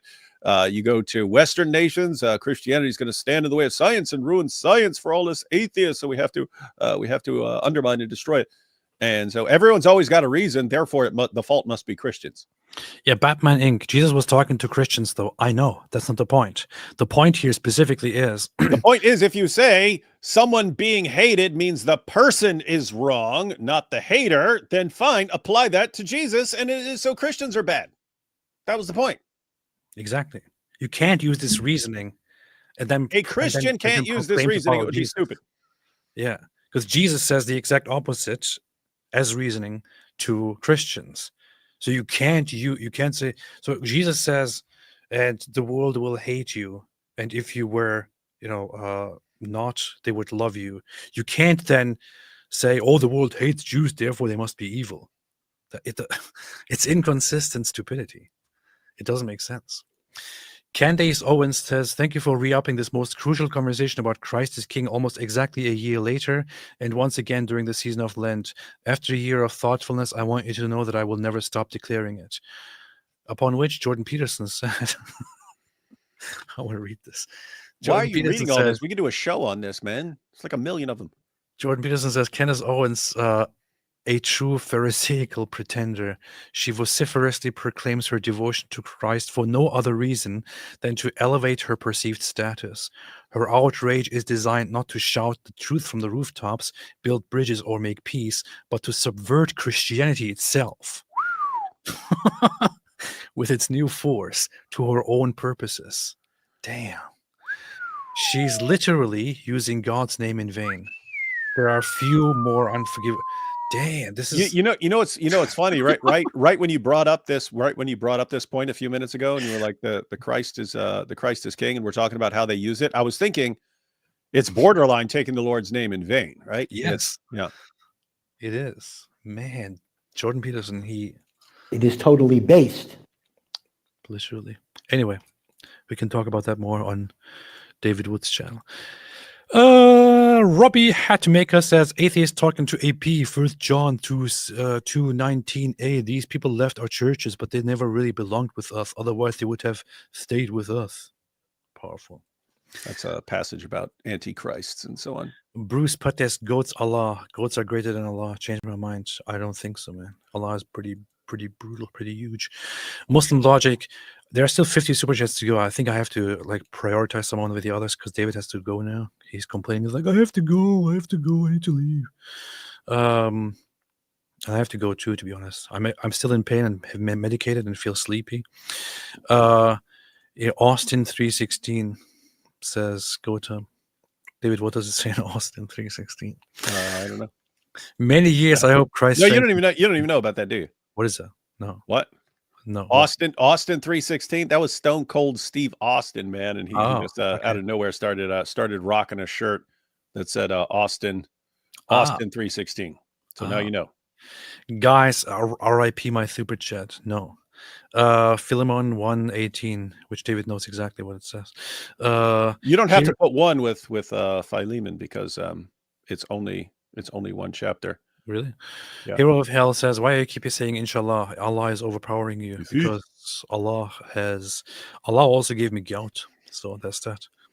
God bless you, AP. The heavens rejoice for you. Did you also look into Oriental Orthodoxy? I have. If I wanted to give my most primitive opinion on it, I still, after looking for a while into the disagreement between Oriental Orthodoxy and Eastern Orthodoxy, I still can't figure out why there is such a huge disagreement on theology or the Christology. It seems like it's all over some semantics, but apparently it makes a huge difference. But yeah, that's all I can say about it. I don't know. Because the Oriental Orthodox Church practices Kung Fu. Yeah. Yeah. I think it's about the nature of Christ. Hero of Hell, why are you keeping saying yes? Does David get to take any credit for this? Great news, by the way. God bless. David? What do you mean, David? You mean King David? Yes, King David does take credit because the Psalms really affected me, I would say, yeah. King David! But David would kind of as well, so. Or David should. Justin McCown, Muslim Logic, is it in the Quran? Is it in the Hadith? Is it Sahih?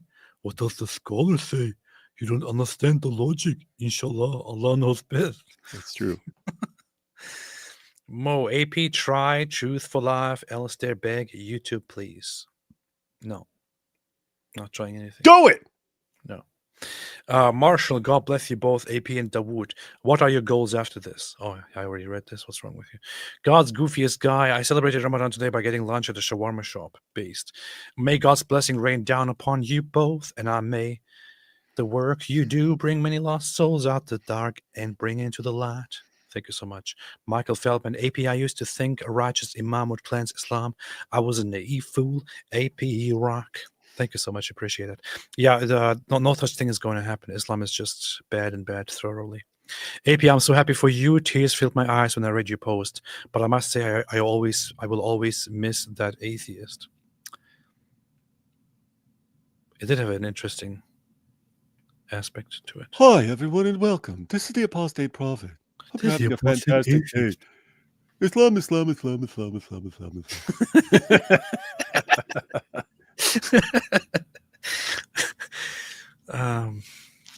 was genuinely something that I valued a lot, which is that one person that I talked to said there's a change about you, which is that in the past, it was what you were focused on more was just opposing something else. Instead, you can focus on being for something meaningful, and you can still oppose something else. But at least you don't have the emptiness of just opposing something else and not standing for anything. And I was like, you don't know how true that statement is that you just made. Romology, I swear I had AP say hijab should be burned in public, and no AP, no one wants to see that. PJ, kingdoms identified themselves by the gods they worship. It was treason to apostatize because you were actively joining the enemy the nation fights. Powerful. Rivers Orthodoxy, review God Logic's last life. How many times are we going to... Muslims now pushing a new revelation and that John is the real Messiah.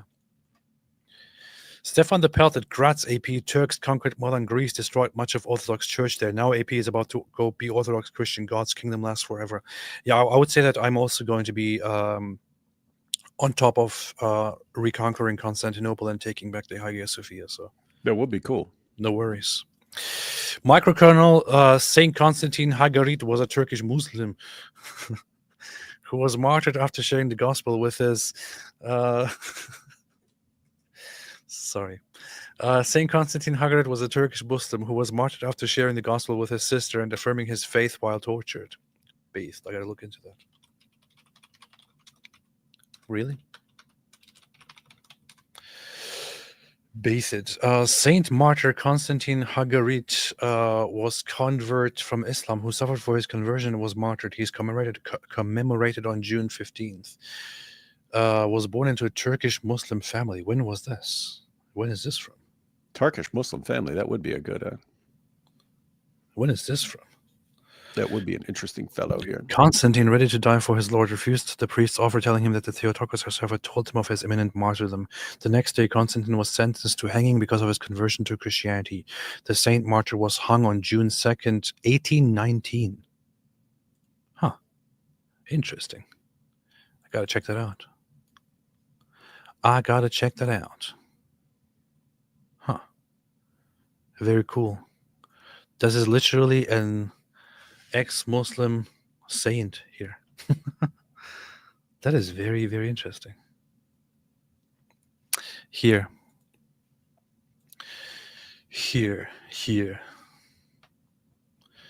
The 15th of June, Orthodox. Huh. Interesting. I'm going to check that out. That sounds very, very cool. And based. Michael Feldman, AP wasn't Saint Martyr the soldier saint. If so, AP, he knows you served in Turkish army and he doesn't care you're good with him. Yeah, he's patron saint for soldiers, for many things. But he's very well known and respected in Germany and France. Moshko and I stopped counting, but I just got a message from an Abdullah I've been trying to help quit the Islam cult. He became Christian now. It's removing the Jew hate from him. That's funny. That's powerful. That's good. That's what Jews should be saying. It's like, hey, we give them an injection of this Christianity. We give these Muslims an injection of Christianity, and it takes the anti-Semitism out of them. You see. Good to hear, Mush. To clear it out, I'm a traditional Jew and I don't follow Christ. I just find it way easier using Christianity to help them leave the cult. I mean, yeah, that would be more helpful with a Muslim thing. Hey, do you want to be a Jew? No. Oh man. Amazing Disgrace says, I'm curious about your opinion on the situation in Syria and what brought about the slaughter of Christians in that region. Islam. Lots of stuff going on. Definitely not the fault of Islam. Definitely anything, but probably not Islam. Yeah. So you have areas where Islam, as long as Islam is in control, there are situations where Jews and Christians and so on can live there as long as they know their place and stay in their lane and so on. When it comes to jihadi groups that are obsessed with taking over and stuff, then all of a sudden you've got guys who really want to slaughter anyone who disagrees with them and establish their caliphate and all these kinds of things. And when they come in and take over, guess what? There's going to be some Christians getting killed. There is one thing that I need to say, which is that over the last days, I've seen several people post things like 7,000 people, including Christians, murdered in Syria and all that. I would take most of what you see on that kind of stuff with caution and great skepticism. I don't see any evidence at all that the numbers are that high. The numbers are, as far as we have it confirmed, more like over 1,000, between 1,000 and 2,000. And there are some signs of Christians being killed and abused here and there, but it is mostly about, mostly between Sunni Muslims and Alawite Muslims. Even Christian churches there said that that they see no evidence of Christians being mass targeted. And the good and the important thing about this is that they said that if it is not true that Christians are targeted and hunted down, and people start spreading these spreading false information that they are, this actually puts Christians over there in danger. So you should be careful with that. Especially the issue with the numbers, because almost everyone has some sort of agenda, right? Like the jihadis, they have an agenda. If they want to brag about all the people they're killing, they exaggerate and inflate the numbers. People who are on their side, but who are trying to make the jihadis look good for a Western audience, so the West doesn't get involved in this stuff, they deflate any numbers of any people dying. And if people are trying to appeal to a Christian audience to say, hey, look at what's going on over here, they may say, look, here's a bunch of people being killed. Look, they're killing Christians, when it's actually Alawites or something like that being. So anyway, the point is, it's tough to find accurate sources of information about what's going on in the ground. So just try and wait for official statistics to come out. Yeah, I have seen this report from Open Doors, which is a very well-known, reputable site for tracking Christian persecution, who also, in fact, say the following: misleading reports about slaughter of Christians could endanger Syrians. More than 1,500 people were killed in recent hostilities in Syria's coastal province of Latakia and Tartus. There have been reports on social media that Christians are particularly targeted in these attacks. It says there is no evidence of Christians being targeted, although there is evidence of few Christians being killed, and so on. So I would say such things should be treated with caution and some skepticism. I saw people post like 7,000 people murdered and all that. I don't see a single piece of evidence for that. I'm not sure where that came from. And this is not to say that we don't care about the non-Christian or the Alawites who are killed, but in all honesty, that is more of a fight between the Alawites and the Sunnis, who have been oppressing each other and all that. Yeah. Trenton Shook, David saw Jay Dyer and James White beefing on X today. Reminded of when you said Christians are going to start attacking each other. Pretty sad. Yeah.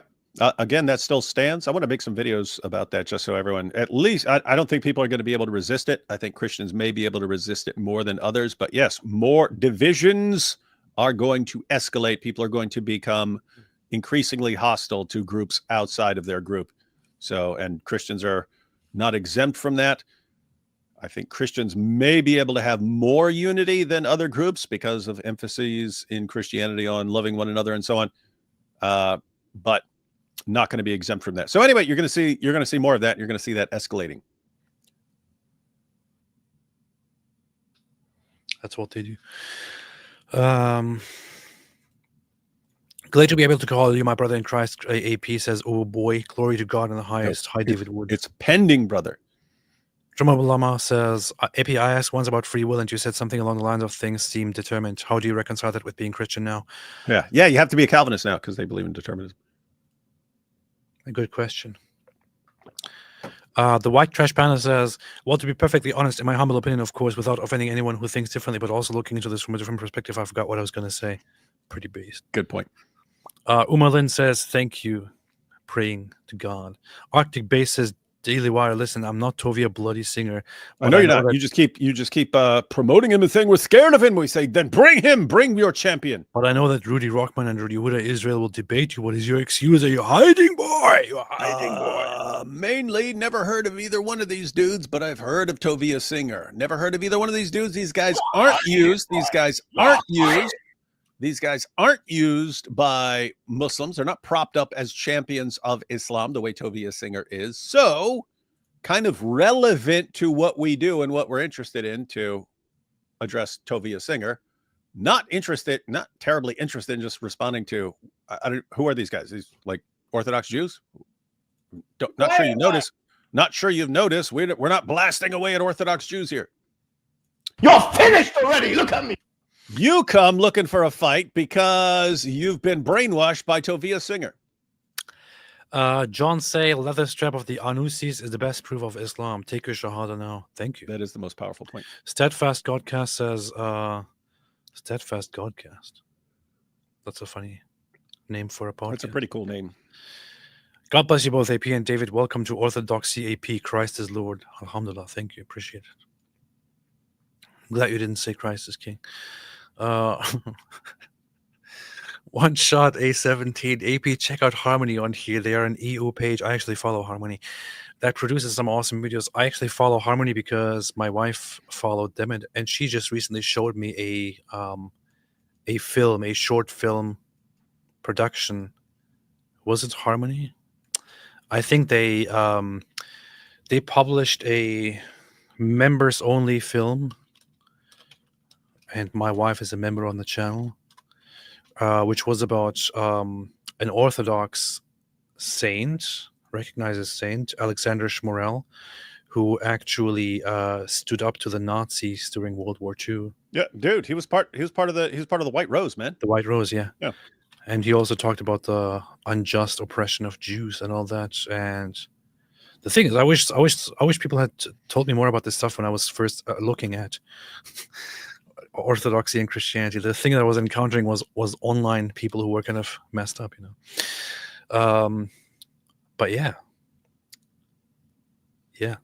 guys. The White Rose was a leaflet put together by a group of basically medical students and philosophy students and stuff like that. And it was Hans Scholl and Sophie Scholl and Alexander Schmorell and so on.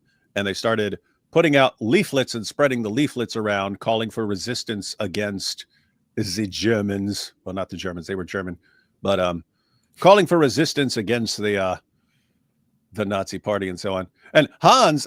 So he was. I mean, they're all executed. By the way, they're all eventually caught and executed.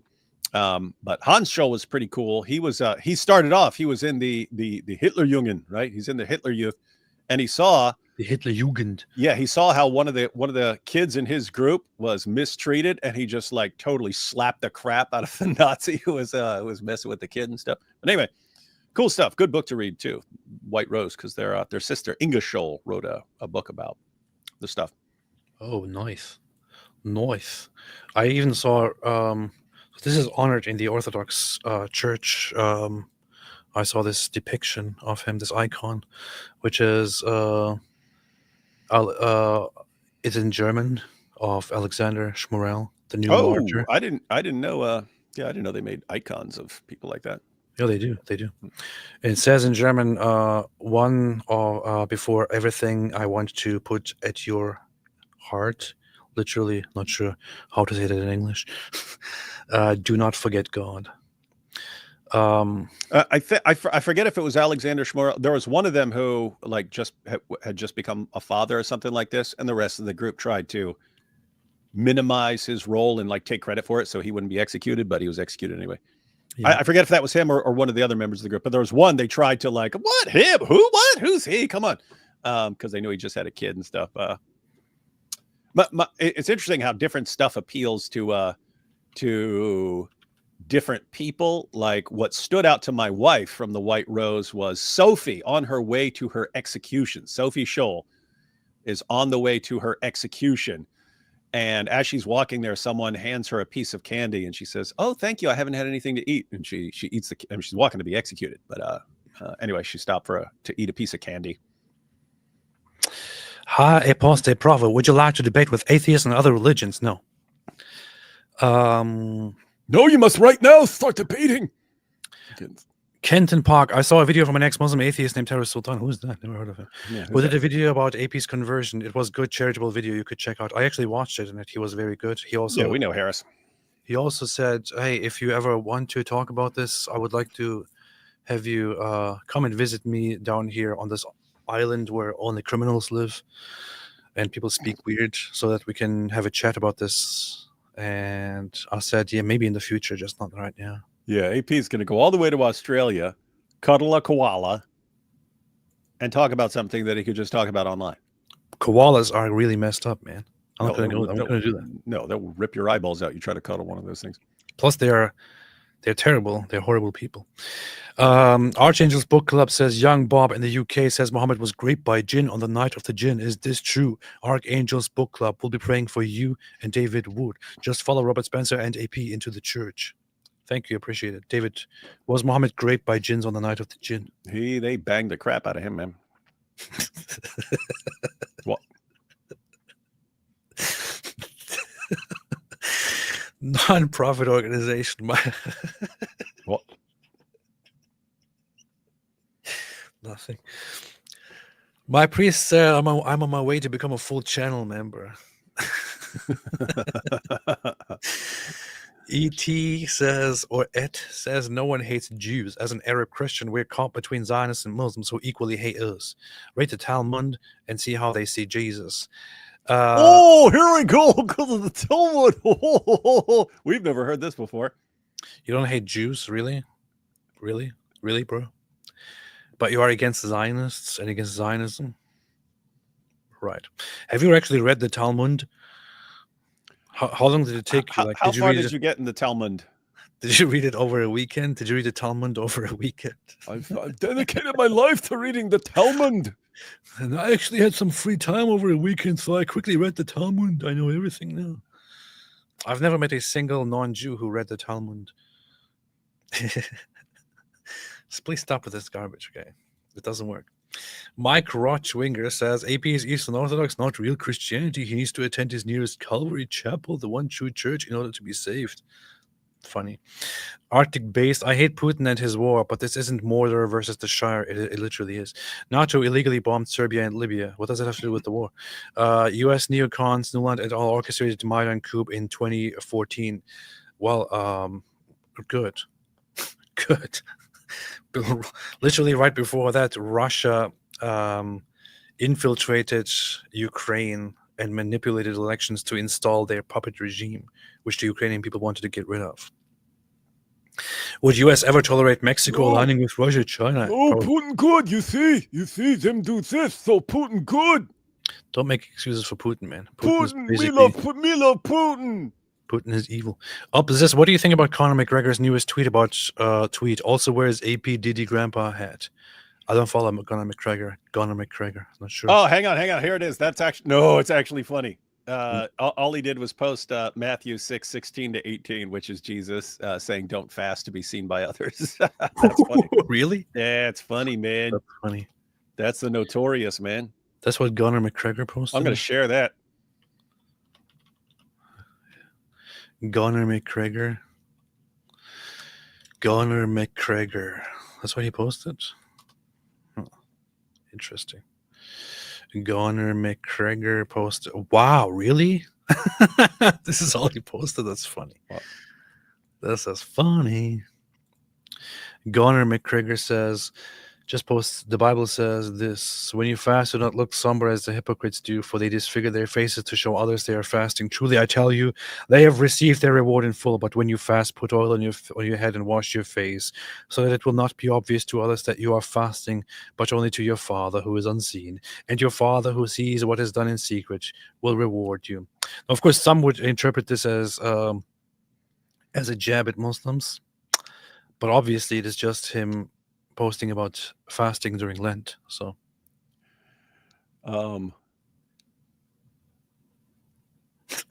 Not really. He's been blasting away at Islam recently. It's pretty funny. He's got everyone. He's got Muhammad Hijab and everyone flipping out and so on.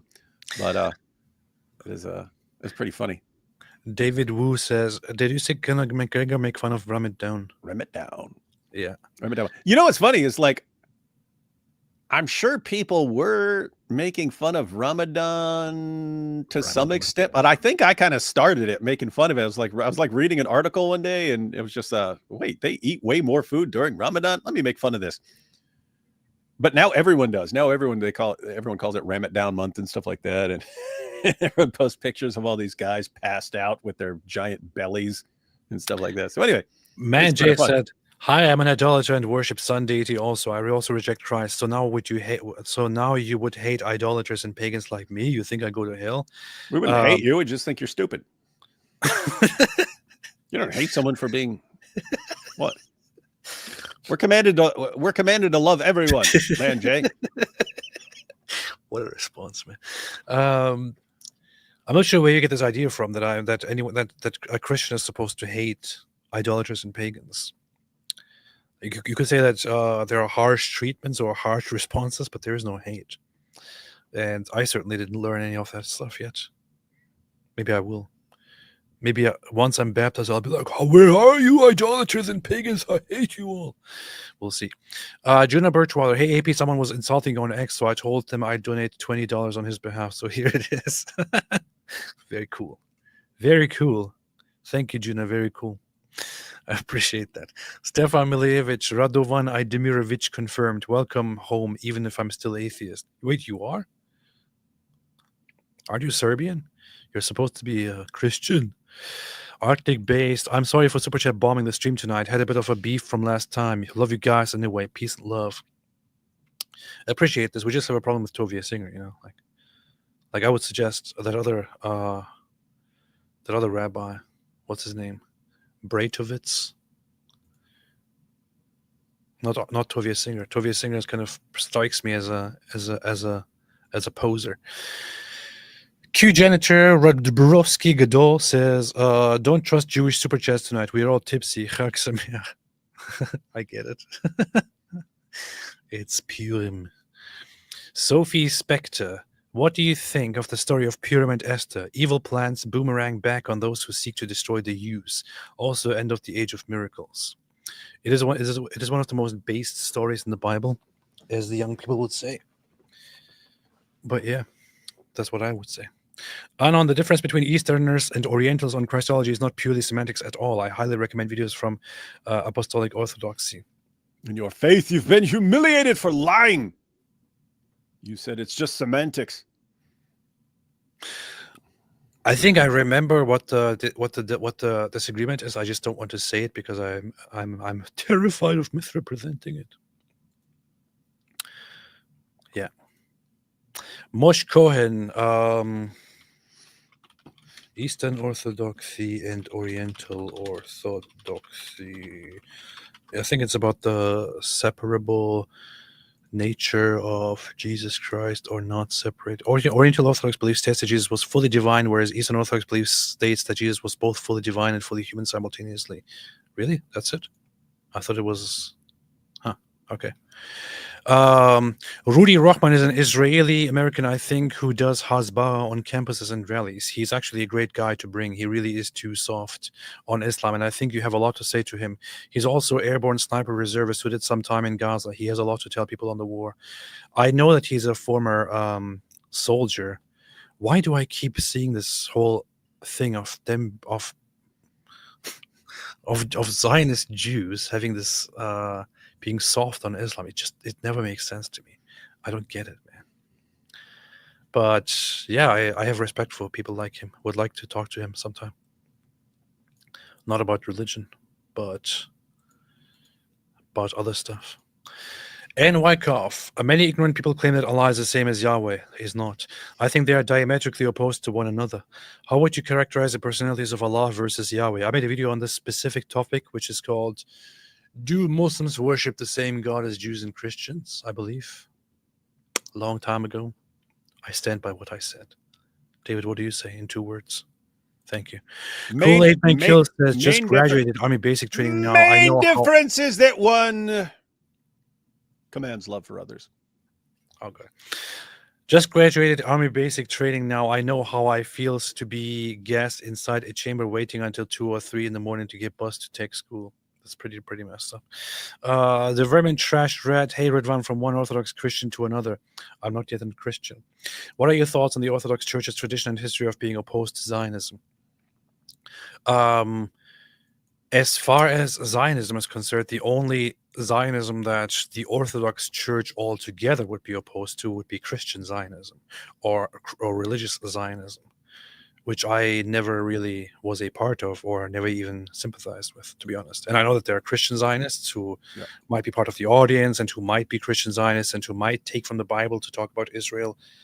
And I respect their position. I myself never based my support for the state of Israel on anything biblical or anything like that, or even on genetics. It's purely just about Jews and their right to exist. That is where the Orthodox Church would have an opposition to Zionism, to religious Zionism.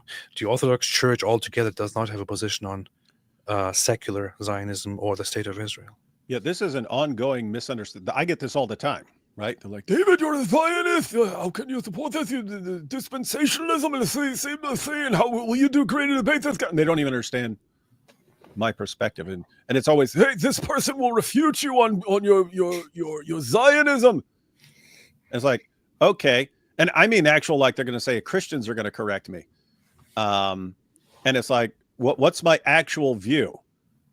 You've got a bunch of people, they're called Jews, and you have a huge group out there that is commanded to exterminate them. And you have lots of other people who hate them. And right now they have a place where they can defend themselves. Do I support their right to defend themselves against all the people who want to harm them or exterminate them? Yes. Now show me in the Bible where I'm wrong according to Christianity in supporting people's basic human rights to exist. Show me that one. Show me where I'm wrong on that. You can't. So most people are attacking straw men. Based. Yeah. So there are some people who come into this discussion and who are like, I say that, I do support the state of Israel and I do support the right to exist and I support the idea of Jews having a state for themselves. And then people come into the discussion like, but Israel, modern Israel is not the Israel of the Bible.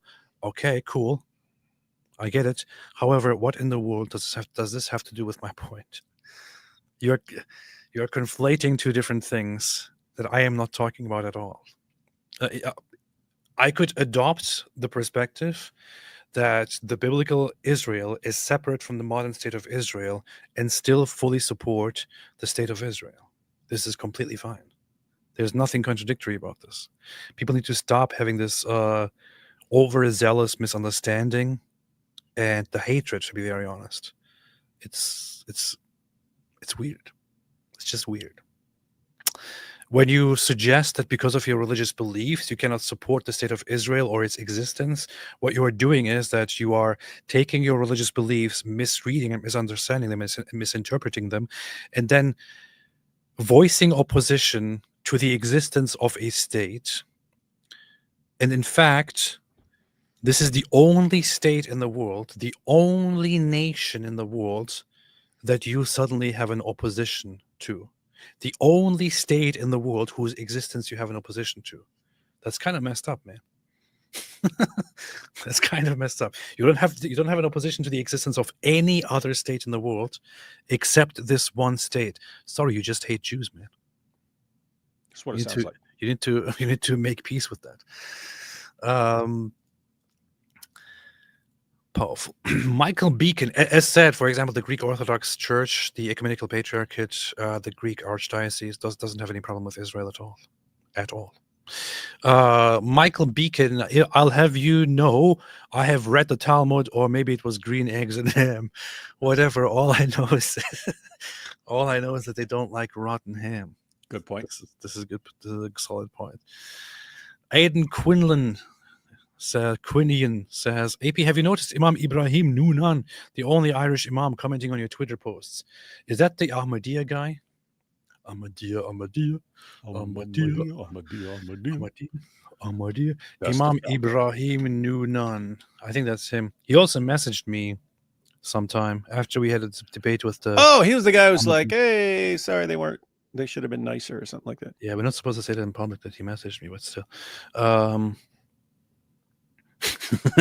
No, he was very cool after the debate we had with the Ahmadis. But yeah, I see that. That's kind of funny. Man J, hi AP. David has already called me stupid, and he contradicts himself by saying he's asked to love. Can't you see the hate? You should have seen his face. It's no different from Islamic hatred. I'm not sure if you're trolling, Man J. I can't tell if he's trolling either. But yeah. So Man J, I don't even remember what I don't even remember what you posted. But if it was stupid, I don't think it's unloving to tell you it's stupid. If I was unloving, I would say, wow, great point, Man Jay. It was so based and you're so right. I would confirm you in your stupidity, but instead I expose it so that you have the opportunity to change. Binabi says you might be fine with Jews, AP, but that doesn't mean they're fine with you. Well, you might be fine with me, Binabi, but that doesn't mean I'm fine with you. So you didn't leave atheism left you.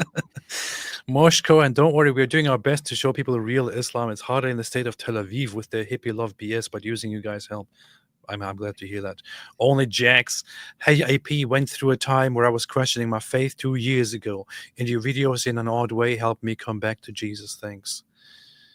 In an odd way, I've heard that quite a lot from people. I've heard that quite a lot about AP as well. In an odd way, this makes me happy now. It's pretty odd. In an odd way, I appreciate that you shared this. Thank you. Oddly, thank you. Anything, David? What are we doing tomorrow? Are we doing something tomorrow? Yeah, we'll do something tomorrow. Are we doing a 5-hour live stream tomorrow? No, probably 2 to 3. Huh. Cool. All right. So you heard it here. We are going to tomorrow have. Here's Victoria. Yeah, AP helped me come back to Christ. Wow. Thank you. Very, very good to know. Very. Jingoistic Pig says you missed my super chat. I don't miss super chats. This is a big accusation. Apologize. All right. Thanks everybody for watching. Lots of questions have been answered and more questions have been formed during this live stream. And here's the Vermin Trash Reddit with a very, very good... Atheists and Muslims have been humiliated, but get used to it. It's going to happen a lot this year. Here's a very good question from the Vermin Trash Rat for the final thing. I'm asking for clarification. What is Zionism? I can tell you very, very briefly what Zionism is. Well, Zionism, hang on. Just to be clear, there are different kinds of Zionism. I'm going to specify that. There we go. I'm going to specify that. Zionism is, in its actual proper meaning, is simply for a Jewish state to exist, or the right of Jews to have their own state in what is historically Israel, in what is now Israel. That's it. That's all there is to it. So Jews may have a state in their historic national home that is known as Israel. And for now and the future, it would be the defense of the existence of this state. That's all it is. That's literally all it is. There are, however, other things where people conflate things with Zionism, where they refer to Christian Zionism or religious Zionism and all that, where the discussion would get more into biblical prophecies, eschatology, what the Bible says about Israel, and so on. I don't really concern myself with those. Yeah. And here's the thing, you have both in Christianity and in Judaism. So you have Jewish Zionists who are religious Zionists. They believe that we Jews have that land. We have a divine authority to have that land. Then you have secular Jewish Zionism, which is just a lot of them are atheists. A lot of them are atheists. Just, hey, there's a lot of people who want to take us out. We need a place where we can defend ourselves.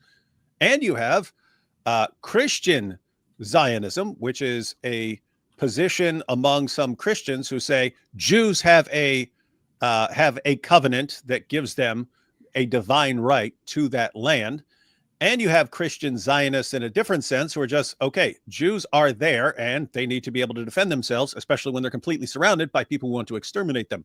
You have all those positions, and what happens is people can straw man or equivocate or something, but as soon as you say Israel has a right to exist or something like that, or Jews have a right to defend themselves or something like that, they start blasting you for one of the other versions. And again, my basic position, there are lots of nations in the world. Jews have a spot. Are they allowed to defend themselves and defend their own existence against people who want to exterminate them? I say yes. And should I be supporting their right to defend themselves? No. I say yes. And if you think there's something unbiblical about that, I'd be happy to see it and to humiliate you.